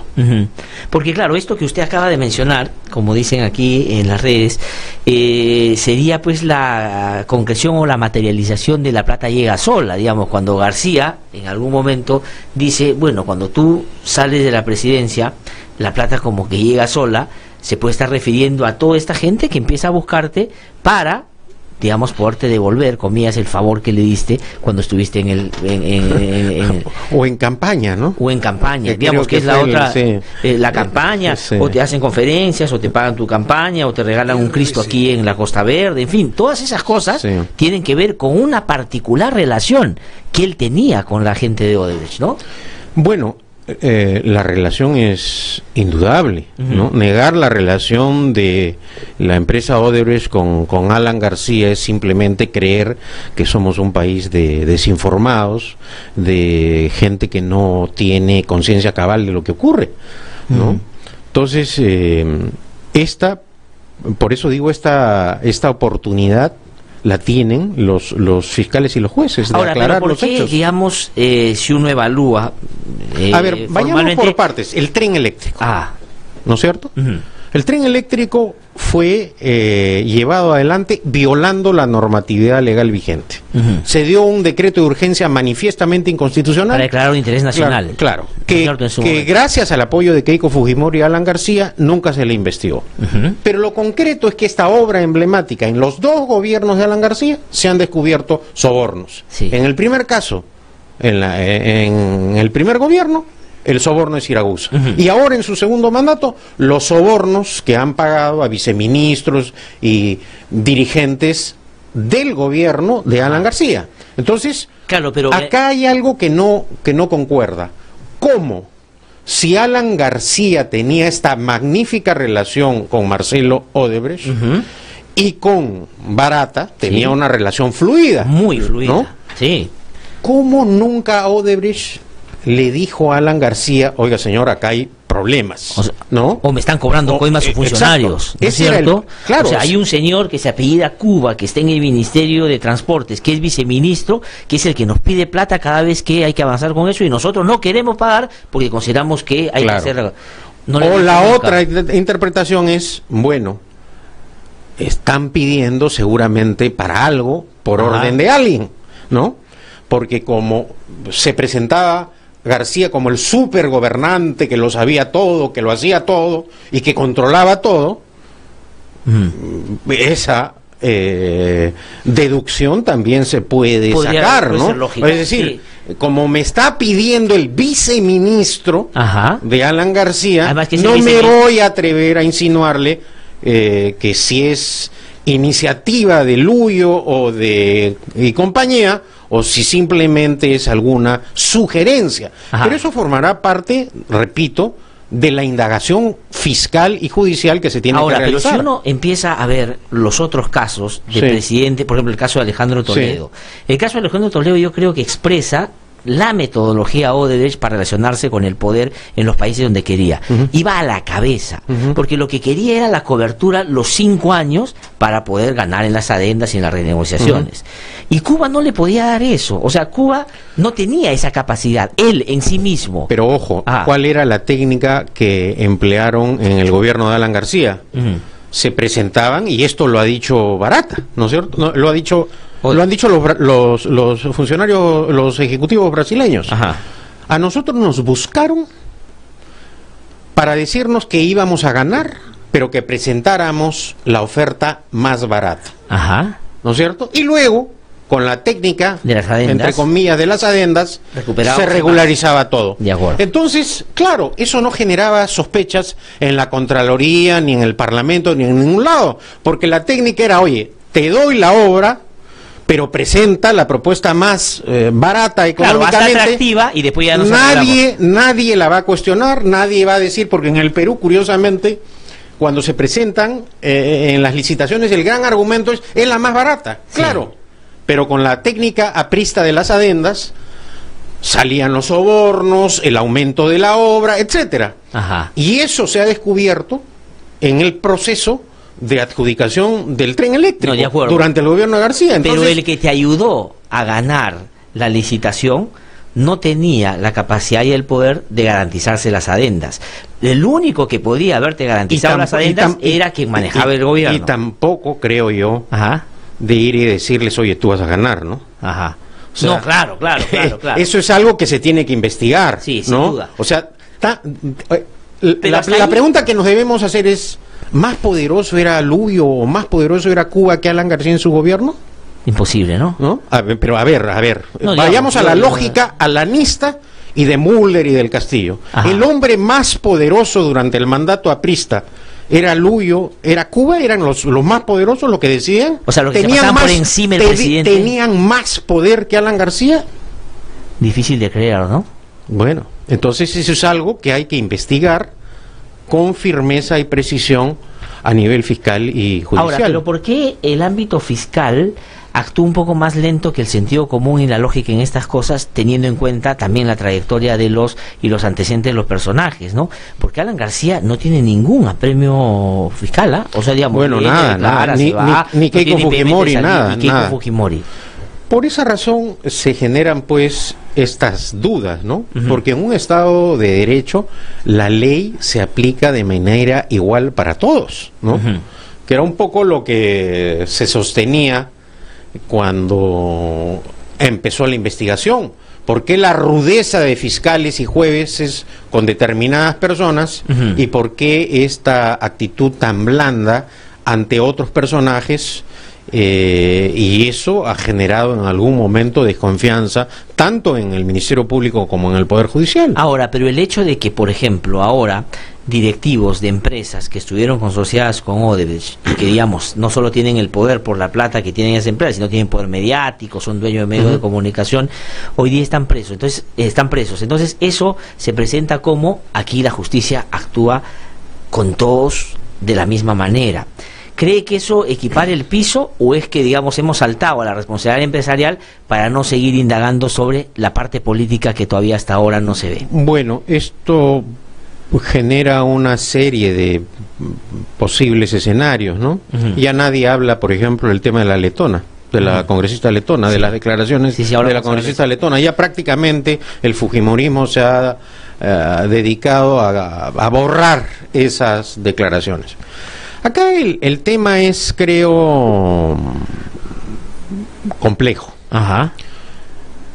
Muchos de los empresarios que aplaudieron con entusiasmo la detención preventiva de los Humala, hoy día vemos que ya no tienen ese entusiasmo. No, y no razonan de la misma manera sobre la prisión preventiva que antes. Entonces, inclusive voceros de medios de comunicación manifiestamente naranjas, hoy en día ya frasean de distinta manera el discurso en favor de la detención preventiva. Creo que hay que examinar con cuidado la forma en que se viene aplicando la detención preventiva. En un Estado de Derecho lo normal es que se respete el debido proceso y el derecho a defensa. Claro, no, si no existe eso y además la presunción de inocencia, simplemente las garantías para la administración de justicia no existen. No existen. ¿No?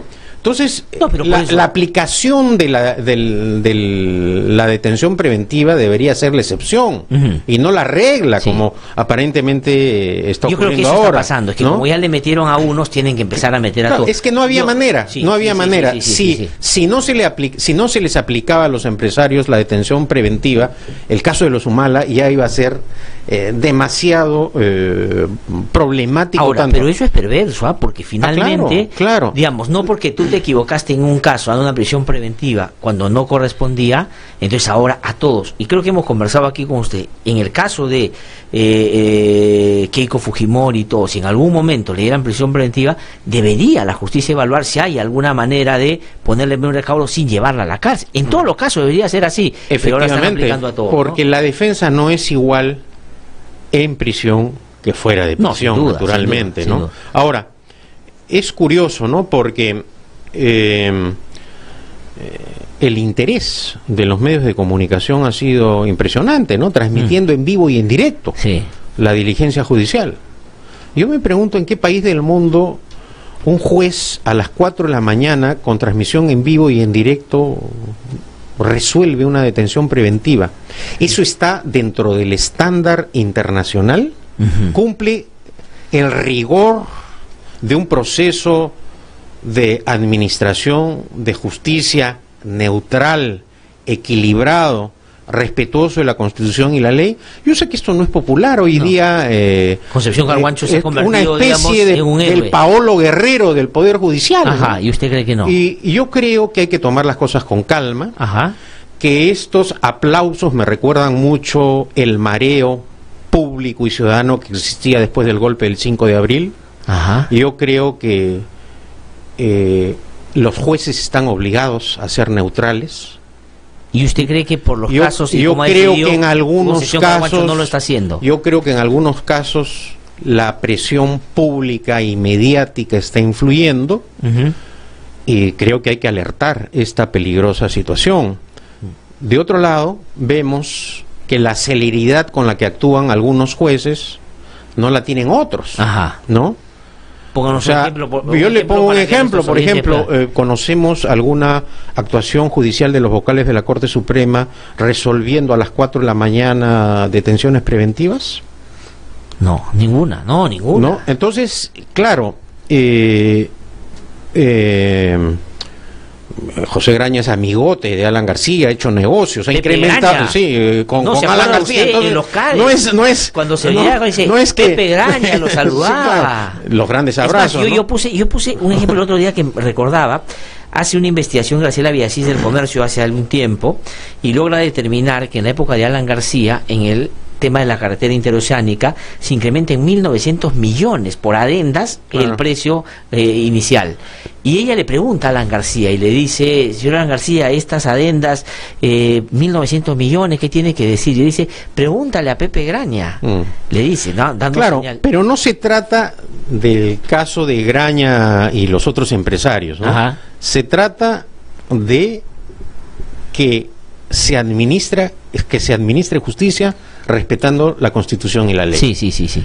Por ejemplo, prometieron acusación fiscal en el caso de los Humala en diciembre. Sí, pues. Y hasta ahora y parece están que no va a llegar sin acusación fiscal. Entonces, ciertamente, estos hechos deben preocupar no solo a las personas que tenemos una vocación por el derecho constitucional o por el orden jurídico, sino a los ciudadanos. Sí, pues. Porque en cualquier momento, y creo que ya los empresarios se dieron cuenta, porque han afectado a sus intereses y a personas que realizan la misma labor, ya no opinan con la firmeza y alegría respecto a las detenciones preventivas. No, y eso está pasando, creo yo, con Keiko Fujimori y Alan García también, que tanto aplaudieron lo de Humala, que digamos, viéndose en esa circunstancia, lo que hacen es adelantarse y buscar torpedear todas las investigaciones, ¿no? Claro, porque en el ahora, pero quería preguntarle yo por otros personajes, ¿no? Vamos a entrar a Letona, pero el señor José Klimper, digamos, Caretas el otro día sacó que fue parte del directorio hasta el 2015, Grani Montero, y era una especie de auditor interno. Y el periodo que se investiga a Odebrecht y a sus consorciadas es de 2004 al 2014, por lo tanto el periodo en el que era parte de este directorio. Bueno, seguramente el Parlamento lo va a blindar políticamente, como lo hizo con Joaquín Ramírez, es decir, el señor Klimper nunca será sometido a una comisión investigadora ni a nada. Pero y tampoco mi declaración tiene un ánimo de pedir de persecución, pero seguramente con las evidencias y pruebas que hay de su participación en Graña y Montero, en el directorio de Graña y Montero, cuando las investigaciones a nivel fiscal y judicial se profundicen, tendrá que ser citado, naturalmente. No sería imprudente de mi parte sin conocer cuál ha sido específicamente la participación en las sesiones de directorio del señor Klimper, adjudicarle. Pero digamos, en términos de pertinencia. Pero en términos de pertinencia política, de la manera en que actúa selectivamente el fujimorismo, se ve que... Pero, por ejemplo, usted hace un rato, ¿no? Sí. El llamar a la Comisión Lavallato a la esposa del presidente. Claro. Si uno tiene, digamos, una estrategia y lógica de trabajo, y si su interés y afán fuera conseguir la verdad de los hechos, desde mi punto de vista, y no sé si el suyo, más pertinente es llamar a Úrsula Letona, hecho concreto, y al propio José Klimper, que es parte del fujimorismo, y preguntarle sobre estas cosas. Sin ninguna duda. Que Nancy Lange, me parece, ¿no? Sin ninguna duda, coincido con, porque, con eso. Digamos, lo de Nancy Lange es simplemente para fastidiar al presidente. Es una cosa burda, es una coacción, ¿no? Es una respuesta a la impotencia que tienen los propios miembros de la comisión de no poder citar a Kuczynski. Ahora, de otro lado, creo que el presidente Pedro Pablo Kuczynski tiene que explicar, ¿no? Hay otros escenarios, algunos han insinuado que debería dar una amplia entrevista con periodistas que permitan un diálogo alturado, no lo sé. Pero ese escueto comunicado de la Secretaría de Prensa de Palacio de Gobierno creo que no fue feliz. Es que es la mentalidad del empresario, pues. O sea, es decir, a su oficina de imagen, sácate una notita ahí y di que nosotros no tenemos nada que ver y que se investigue todo lo que tenga que investigarse. Exacto. Cuando lo que requiere es, efectivamente, dar una explicación al país más profunda sobre estos temas, ¿no? Él es el que personifica a la nación, ¿no? Sí. Y precisamente tiene esta clase de privilegios que la Constitución consagran en favor de él para protegerlo. Sí. Entonces está en la obligación de dar cuenta, de explicar detalladamente qué es lo que ha pasado, ¿no? Sí, pero vayamos al presidente. ¿Qué le dice su actitud frente a estas cosas, no? El otro día una muy buena columna de Augusto Álvarez Rodríguez, y aquí estuvimos conversando con él también, decía que el presidente está como haciendo siesta en una riel del tren cuando el tren viene a todo vapor, a toda fuerza, y no se da cuenta, o sea, digamos, sigue creyendo que la manera de aquietar o tranquilizar el fujimorismo es, digamos, cediendo más lo que ya no tiene, o sea, ¿qué más le puede dar al fujimorismo? Sí, pues. ¿No? Ahora, si eso no cambia, digamos... Si eso no cambia, su situación va a ser cada vez más complicada, ¿no? Me da la impresión que la señor Arauz en este sentido no tiene intención de cambiar la trayectoria o la línea política del gobierno, y el presidente creo que tiene un problema de concepción política de las cosas, ¿no? Él como empresario siempre ha estado acostumbrado a la negociación o a la transacción, claro, y a llevar la fiesta en paz. Claro. Y además su manera de ser es esa. Sí, ¿no? Ha sido así como ministro de Energía y Minas durante el gobierno de Belaúnde, como ministro de Economía con Toledo y como premier. Y claro, ahora en este papel de presidente él pensó que podía actuar de la misma manera y resulta que no. Claro, pero yo creo que hay una consideración política que es mucho más grave que eso todavía. Una, que no solo tiene que ver con él, sino con Keiko Fujimori. Mientras Keiko Fujimori cree que es presidenta, el presidente duda un poco. O sea, en el sentido en el sentido siguiente, yo creo que el presidente ganó la elección por muy poco. Entonces, lo primero que hizo es como tener una reacción frente al fujimorismo. Oye, mira, si bien es cierto, yo te he ganado, raspando, pero mira, dijo, ¿no? Raspando, sí. Pero mira, conversemos porque nos parecemos mucho, ¿para qué no vamos a hacer problemas? De verdad que no es que yo quería ganarte como sea, si te hubieras ganado tampoco me hubiera sentido tan mal, porque y el fujimorismo está herido, y el fujimorismo herido es eso que vemos hoy día en el Congreso. Y también no solo es responsabilidad del presidente, ¿no? De su partido, el comportamiento del grupo parlamentario de PPK ha sido lamentable, es decir, cuando, por ejemplo, yo he vivido lo que es una investigación bajo el estándar fujimontesinista, ¿no? Varias, ¿no? Claro, te acusa públicamente la señora Luciana León, ¿no? Ajá. Pero las citaciones fueron reservadas y entonces la opinión pública no conocía los argumentos de defensa ni de los oficiales involucrados, ni de los funcionarios públicos. Acaban las investigaciones y el debate en el pleno del Congreso es secreto. La votación es secreta. ¿Y cuál fue el argumento? Fueron temas de defensa. Claro, no eran temas de defensa cuando filtraba los contratos reservados a la opinión pública. Y los partidarios de Pedro Pablo Kuczynski guardaron un silencio cómplice frente a estas actitudes arbitrarias y violatorias del derecho de defensa en el Parlamento. Claro, pero porque el fujimorismo antes ya había acusado a este gobierno de ser humanista. Claro, y ellos recuerde usted, cuando el propio ministro de Economía, el señor Torne, que ya no está, tuvo que salir a decir Nadine Heredia despachaba de tal o cual manera para congraciarse, pensando que los fujimoristas iban a tratar bien, y mire cómo lo terminaron sacando de la Ministerio de Economía.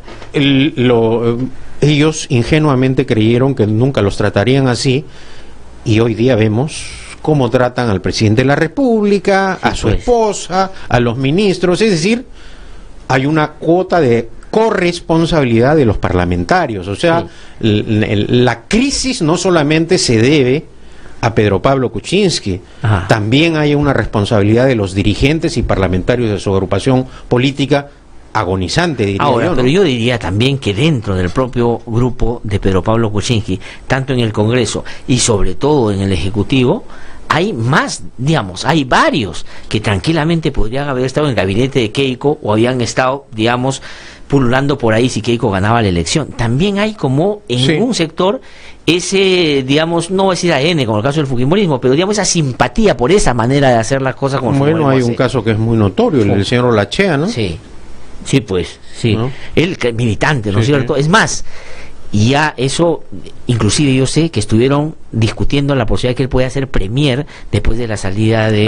eso no lo sé, también dateado no estoy. Estuvo él, estuvo Coco Nieto, Jorge Nieto, y estuvo Mercedes Arauz, ¿no? Entonces optaron por Mercedes Arauz. Entonces Mercedes Arauz tuvo que entrar con una actitud no tan de confrontación, porque el presidente no quería esa confrontación, pero no quería poner a los otros, en fin, por ya otras consideraciones que son más largas de explicar, pero eso pasó, ¿no?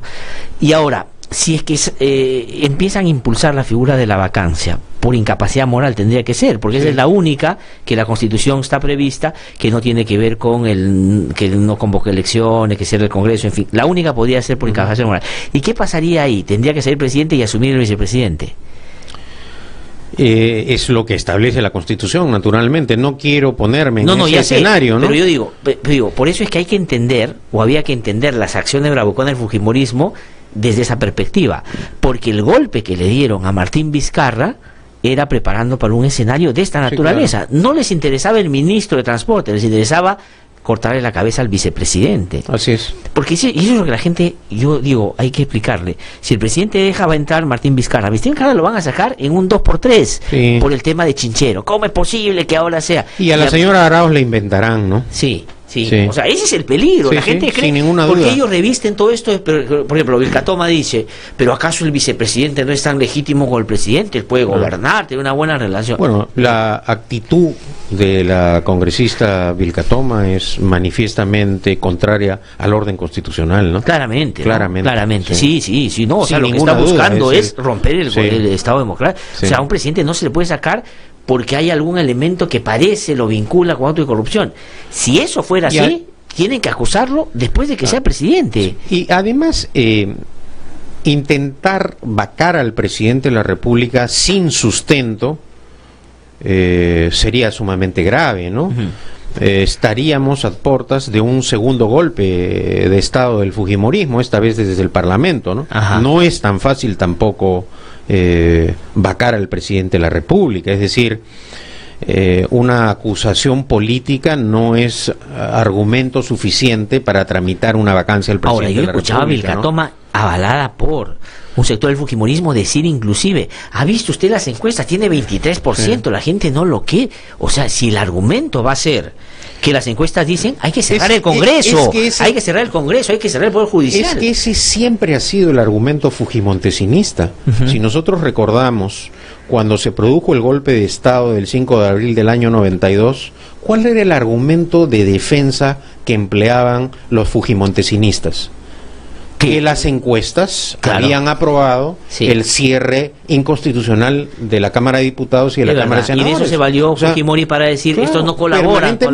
No, pero ese siempre ha sido el argumento de las dictaduras, no solo de las dictaduras, acá de los colaboradores, de la gente que tiene simpatía por el fujimorismo. No, bueno, es que eso lo llamo yo, digamos, vinculados a la dictadura. Claro, pues. lo que lo que vale en democracia es el voto, no la encuesta. Sí, pues. Y lo acabamos de ver en Chile, ¿no? Como en la primera vuelta las encuestas han fallado nuevamente. Sí. Doctor Pedro Castellano, muchísimas gracias. Muy buenos días. Por haber venido a conversar con nosotros. Vamos a, como siempre, invitarlo para seguir seguir haciendo un análisis de esta perspectiva que no busca, digamos, como dicen algunos, que alarmistas, digamos, ahí está pasando. Si el presidente y su gobierno hubieran entendido que esa era la lógica fujimorista hace un año, hubieran tenido hoy día un margen de acción mayor para poder impulsar algunas otras temas y no estar preocupándose por estas. Pero en fin, así es la política. Voy a una pausa y regreso un instante para conversar con Eduardo Vega, que está en los estudios. Que no te cuenten cuentos, el Diario 1 te cuenta la verdad. Compra el Diario 1, el diario oficial de la realidad peruana. Mi nombre es Huber Flores, soy de la comunidad indígena Santa Clara de Uchuña. Venimos luchando hace más de 3 años para que se nos reconozca el derecho a nuestros territorios ancestrales, que la empresa de palma aceitera y los traficantes de tierra nos quieren quitar. Ya han matado a 6 campesinos y quemado mi casa, mi familia, mi comunidad y nuestros dirigentes venimos siendo amenazados. Durante la última década han matado a 137 y 835 están siendo enjuiciados por defender sus derechos. Únete a la campaña Yo Defiendo y apoya a quienes como Uber defienden su derecho a la vida y a su tierra. RBC 104.7, la otra forma de vivir.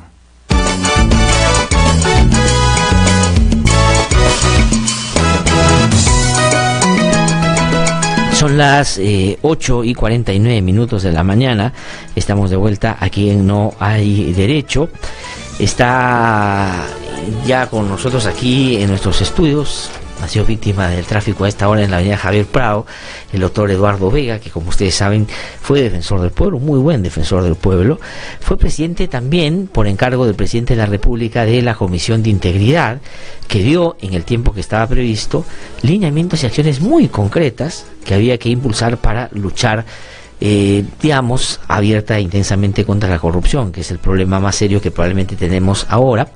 Y ahora trabaja en la Universidad Antonio Ruiz de Montoya, que, digamos, tiene un departamento vinculado justamente al tema de la ética y que viene de ética y desarrollo, y que desde ahí viene trabajando con asuntos muy interesantes que sería bueno ustedes puedan revisar también, porque todo eso está en su portal web. Doctor Eduardo Vega, es un gusto saludarlo. Buenos días. Muchas gracias, Glatzer, y bien, encantado de estar aquí en tu programa.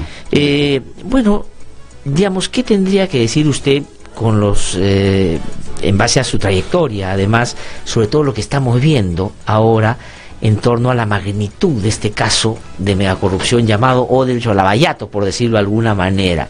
Políticos, empresarios, hay de todo. Entonces, ¿cómo lo ve en términos del problema, pero cómo ve que están actuando o respondiendo los actores estatales a este problema?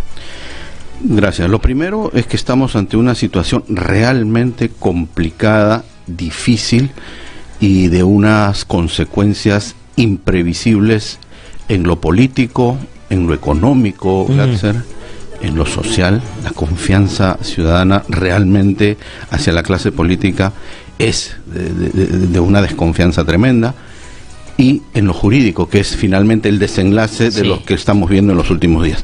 Creo que ese marco es el que está presente. Creo que lo que están haciendo las fuerzas políticas es tratar de ver cómo salvan a sus líderes, cómo se salvan ellos mutuamente, pero esta investigación es como una avalancha que va creciendo y va creciendo, y probablemente hoy, con las noticias que tenemos de ayer, porque ya la detención de los empresarios, que ha sido un hecho importantísimo para recuperar la confianza en el sistema de justicia, hoy día ya hay un nuevo elemento, que es esta exclusión de Barata del proceso de lavado de activos, que tenía para habilitar la colaboración eficaz, que se une a todo este marco que tenemos que aprovechar, que tenemos que finalmente ver hasta dónde va a llegar esta investigación. Y la verdad es de consecuencias imprevisibles, pero yo creo que sí hay que llamar la atención, que tenemos que llegar hasta las últimas consecuencias. Ahora, pero eso va a depender, digamos, como de dos actores que son claramente visibles, digamos, en esta historia. Uno, el sistema de administración de justicia, y ahí me gustaría recoger su apreciación de cómo está reaccionando a esto.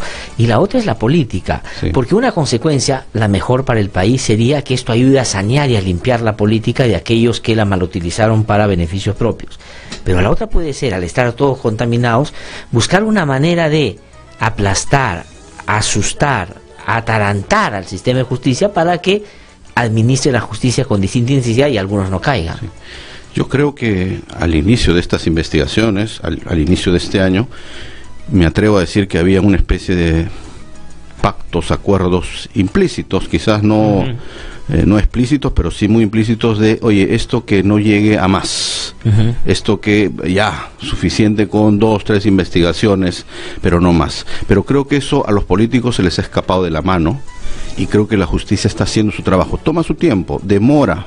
Creo que los cuestionamientos a la justicia venían por las dilaciones, por las demoras, pero creo que hoy estamos viendo algunos resultados. O sea, ¿usted cree importantes. Que las demoras eran más producto de una actividad paciente del Ministerio Público para tener elementos suficientes y actuar concretamente con detenciones o pedido de prisión preventiva, más que un poco interés de seguir avanzando? Claro que sí, e incluso los propios colaboradores eficaces, Marcelo Odebrecht y Barata, Jorge Barata, como que también no estaban dispuestos a decir, bueno, ya me acojo a la colaboración y voy a decir todo lo que tenga que decir. Hoy día esa situación está cambiando, y creo que eso finalmente a la clase política la está haciendo poner en una situación de querer presionar mucho más al sistema de justicia, que es lo que tú nos planteas, pero creo que el sistema de justicia está resistiendo, creo que está dando muestras de independencia, de autonomía, y eso hay que proteger de manera importante. Ahora, pero no es suficiente que la sociedad civil proteja, o que el Ministerio Público y el sistema de justicia en general actúen bien y se protejan con su actuación, si es que la política puede definir sobre ellos su destino. Es decir, si ahorita le cortan la cabeza al fiscal de la Nación, miren lo que estamos jugando, se puede ir abajo todo esto, y si sacan a 4 miembros del Tribunal Constitucional, podemos tener otro tribunal que tenga un razonamiento distinto. Mira, yo me he pronunciado en los últimos días a través de redes y en fin, en algunas entrevistas, de que efectivamente la acusación constitucional contra el fiscal de la Nación es arbitraria e inconstitucional. Uno puede tener discrepancias, puede efectivamente exigir mayor celeridad, exigir que haya una mejor comunicación de parte del Ministerio Público sobre los avances de la investigación, pero lo que no puede llevar es que eso se convierta en una amenaza, ¿no?, contra el fiscal de su destitución. Creo que ahí hay una diferencia muy grave. Creo que no hay elementos para llevar adelante esa investigación. Yo insistiría nuevamente que esa acusación tiene que archivarse, tiene que cerrarse. Ajá. Y efectivamente el Congreso dar una muestra clara de que respeta la división de poderes, dar una muestra clara que el Congreso está dispuesto a que la justicia haga su tarea, ¿no? Porque yo creo que más bien la Comisión Lavajato está teniendo serios problemas, serios cuestionamientos, porque efectivamente sus propios líderes ahí están con investigaciones y aparentemente involucrados. No, y aparentemente lo que quieren es intensificar la lucha contra la corrupción de esa comisión contra algunos y proteger a algunos otros. Esa es la dinámica, claro, ¿no? Esa es la dinámica que ha estado ocurriendo. Ahora, el presidente de la República en dos niveles. Uno, como presidente en tanto debe liderar la lucha anticorrupción, que es lo que ustedes claramente le plantearon en el documento de la Comisión de Integridad y le dieron acciones a hacer. Pero también como una persona que aparece cuestionada por probables vínculos que tuvo con Odebrecht y algunas empresas relacionadas con Odebrecht. ¿Cómo se está comportando el presidente? ¿Y qué piensa, por ejemplo, de la convocatoria a la esposa del presidente a la Comisión Lavallato y al hecho de que el presidente haya decidido mandar sus respuestas por escrito y no ir a la comisión? Sí, mira, sobre lo primero, Glatzer, en octubre pasado, hace mes y medio atrás, hicimos una evaluación de estas 100 recomendaciones que hicimos llegar al presidente de la República. De las 100, 30 se han cumplido, algunas totalmente, otras parcialmente, y 70 no se han cumplido. Y le exigíamos y le decíamos, señor presidente, creemos que tiene que haber un mayor liderazgo en materia de lucha contra la corrupción. Creo que es lo que la ciudadanía reclamaba y no es lo que hemos visto, por lo menos en este primer año de gestión. No es tarde todavía para hacer eso. Ajá. Lo segundo, creo efectivamente, lo he dicho, que si bien hay una protección constitucional al presidente de la República, ¿no?, en estas investigaciones, hay informes que están, en fin, planteando esa situación, hay una comisión que no presta todas las garantías para hacer una investigación seria. Creo que lo ideal, el consejo, la recomendación sería siempre que el presidente pueda tener una actitud de aclarar estas investigaciones. ¿Eso significa ir a la comisión? No necesariamente. Yo particularmente pensaría que sí, que él pueda recibir a la comisión. Pienso que sí, pero sobre todo a la ciudadanía, con mucha mayor amplitud, porque creo que aquí la ciudadanía está esperando explicaciones muy claras, muy precisas, sobre cada vez estos temas que van saliendo en relación con el presidente de la República. O sea, es mejor en una situación como esta correr el riesgo de que en la comisión, o digamos, pueda generarse algún incidente que él pueda entender como incómodo a no recibir a la comisión. Pienso que sí, porque él ha dicho, yo no voy porque es un circo, así lo ha dicho en esos términos. Mira, efectivamente hay un riesgo de eso, Glatzer. Yo creo que efectivamente el riesgo existe, ya hemos conversado, los grupos que están ahí representados tienen también cosas que, en fin, ver en peligro en sus propias investigaciones. Me queda claro que Lavajato y las empresas brasileñas financiaron a todos los grupos políticos. Que haya que demostrarlo judicialmente, ese es otro. No tiene duda. Ese es otro canto. Yo no tengo ninguna duda. A estas alturas del partido yo no tengo ninguna duda de eso, ¿no? Es más, las declaraciones de la congresista Úrsula Letona creo que van en esa línea también, y bueno, tendrá que aclarar exactamente cómo ha ido el asunto. Pero en fin, creo entonces sí que hay una salud del país, hay una comunicación con la ciudadanía que no se puede perder. Que no se puede perder en estos momentos. No hacer lo que podría significar o que podría generar. La desconfianza total, absoluta, el descrédito de nuestros políticos, de nuestros dirigentes. Creo que ahí está, una vez más, esta situación que permite que después de salir de un grave proceso de corrupción en los 90, estemos ahora y no hayan las explicaciones claras, y sobre todo creo que a lo que tú apuntabas inicialmente, no tomemos los correctivos que haya que tomar. No solo en el plano penal, que es importante y que hay que hacerlo, hay que romper el círculo de impunidad, pero también en el plano institucional, que creo que es allí donde está todavía la debilidad. La reforma electoral simplemente, Glatzer, no se ha implementado, es un parche a medias que más bien creo que puede ser más peligroso aún de cara a las elecciones regionales y municipales que tenemos el próximo año. Doctor Dóruega, lamentablemente tengo que terminar, el tiempo nos ha ganado, teníamos previsto una conversación un poquito más larga, pero digamos, entiendo también el hecho, pero lo invito para otro día para seguir hablando, porque digamos, de todas maneras ha quedado corta una conversación de esta naturaleza. Encantado. Muy amable, doctor Eduardo Vega, que le vaya bien. No tengo tiempo para más, conmigo hasta el día de mañana a las 7 en punto aquí en No hay Derecho. No hay derecho, no.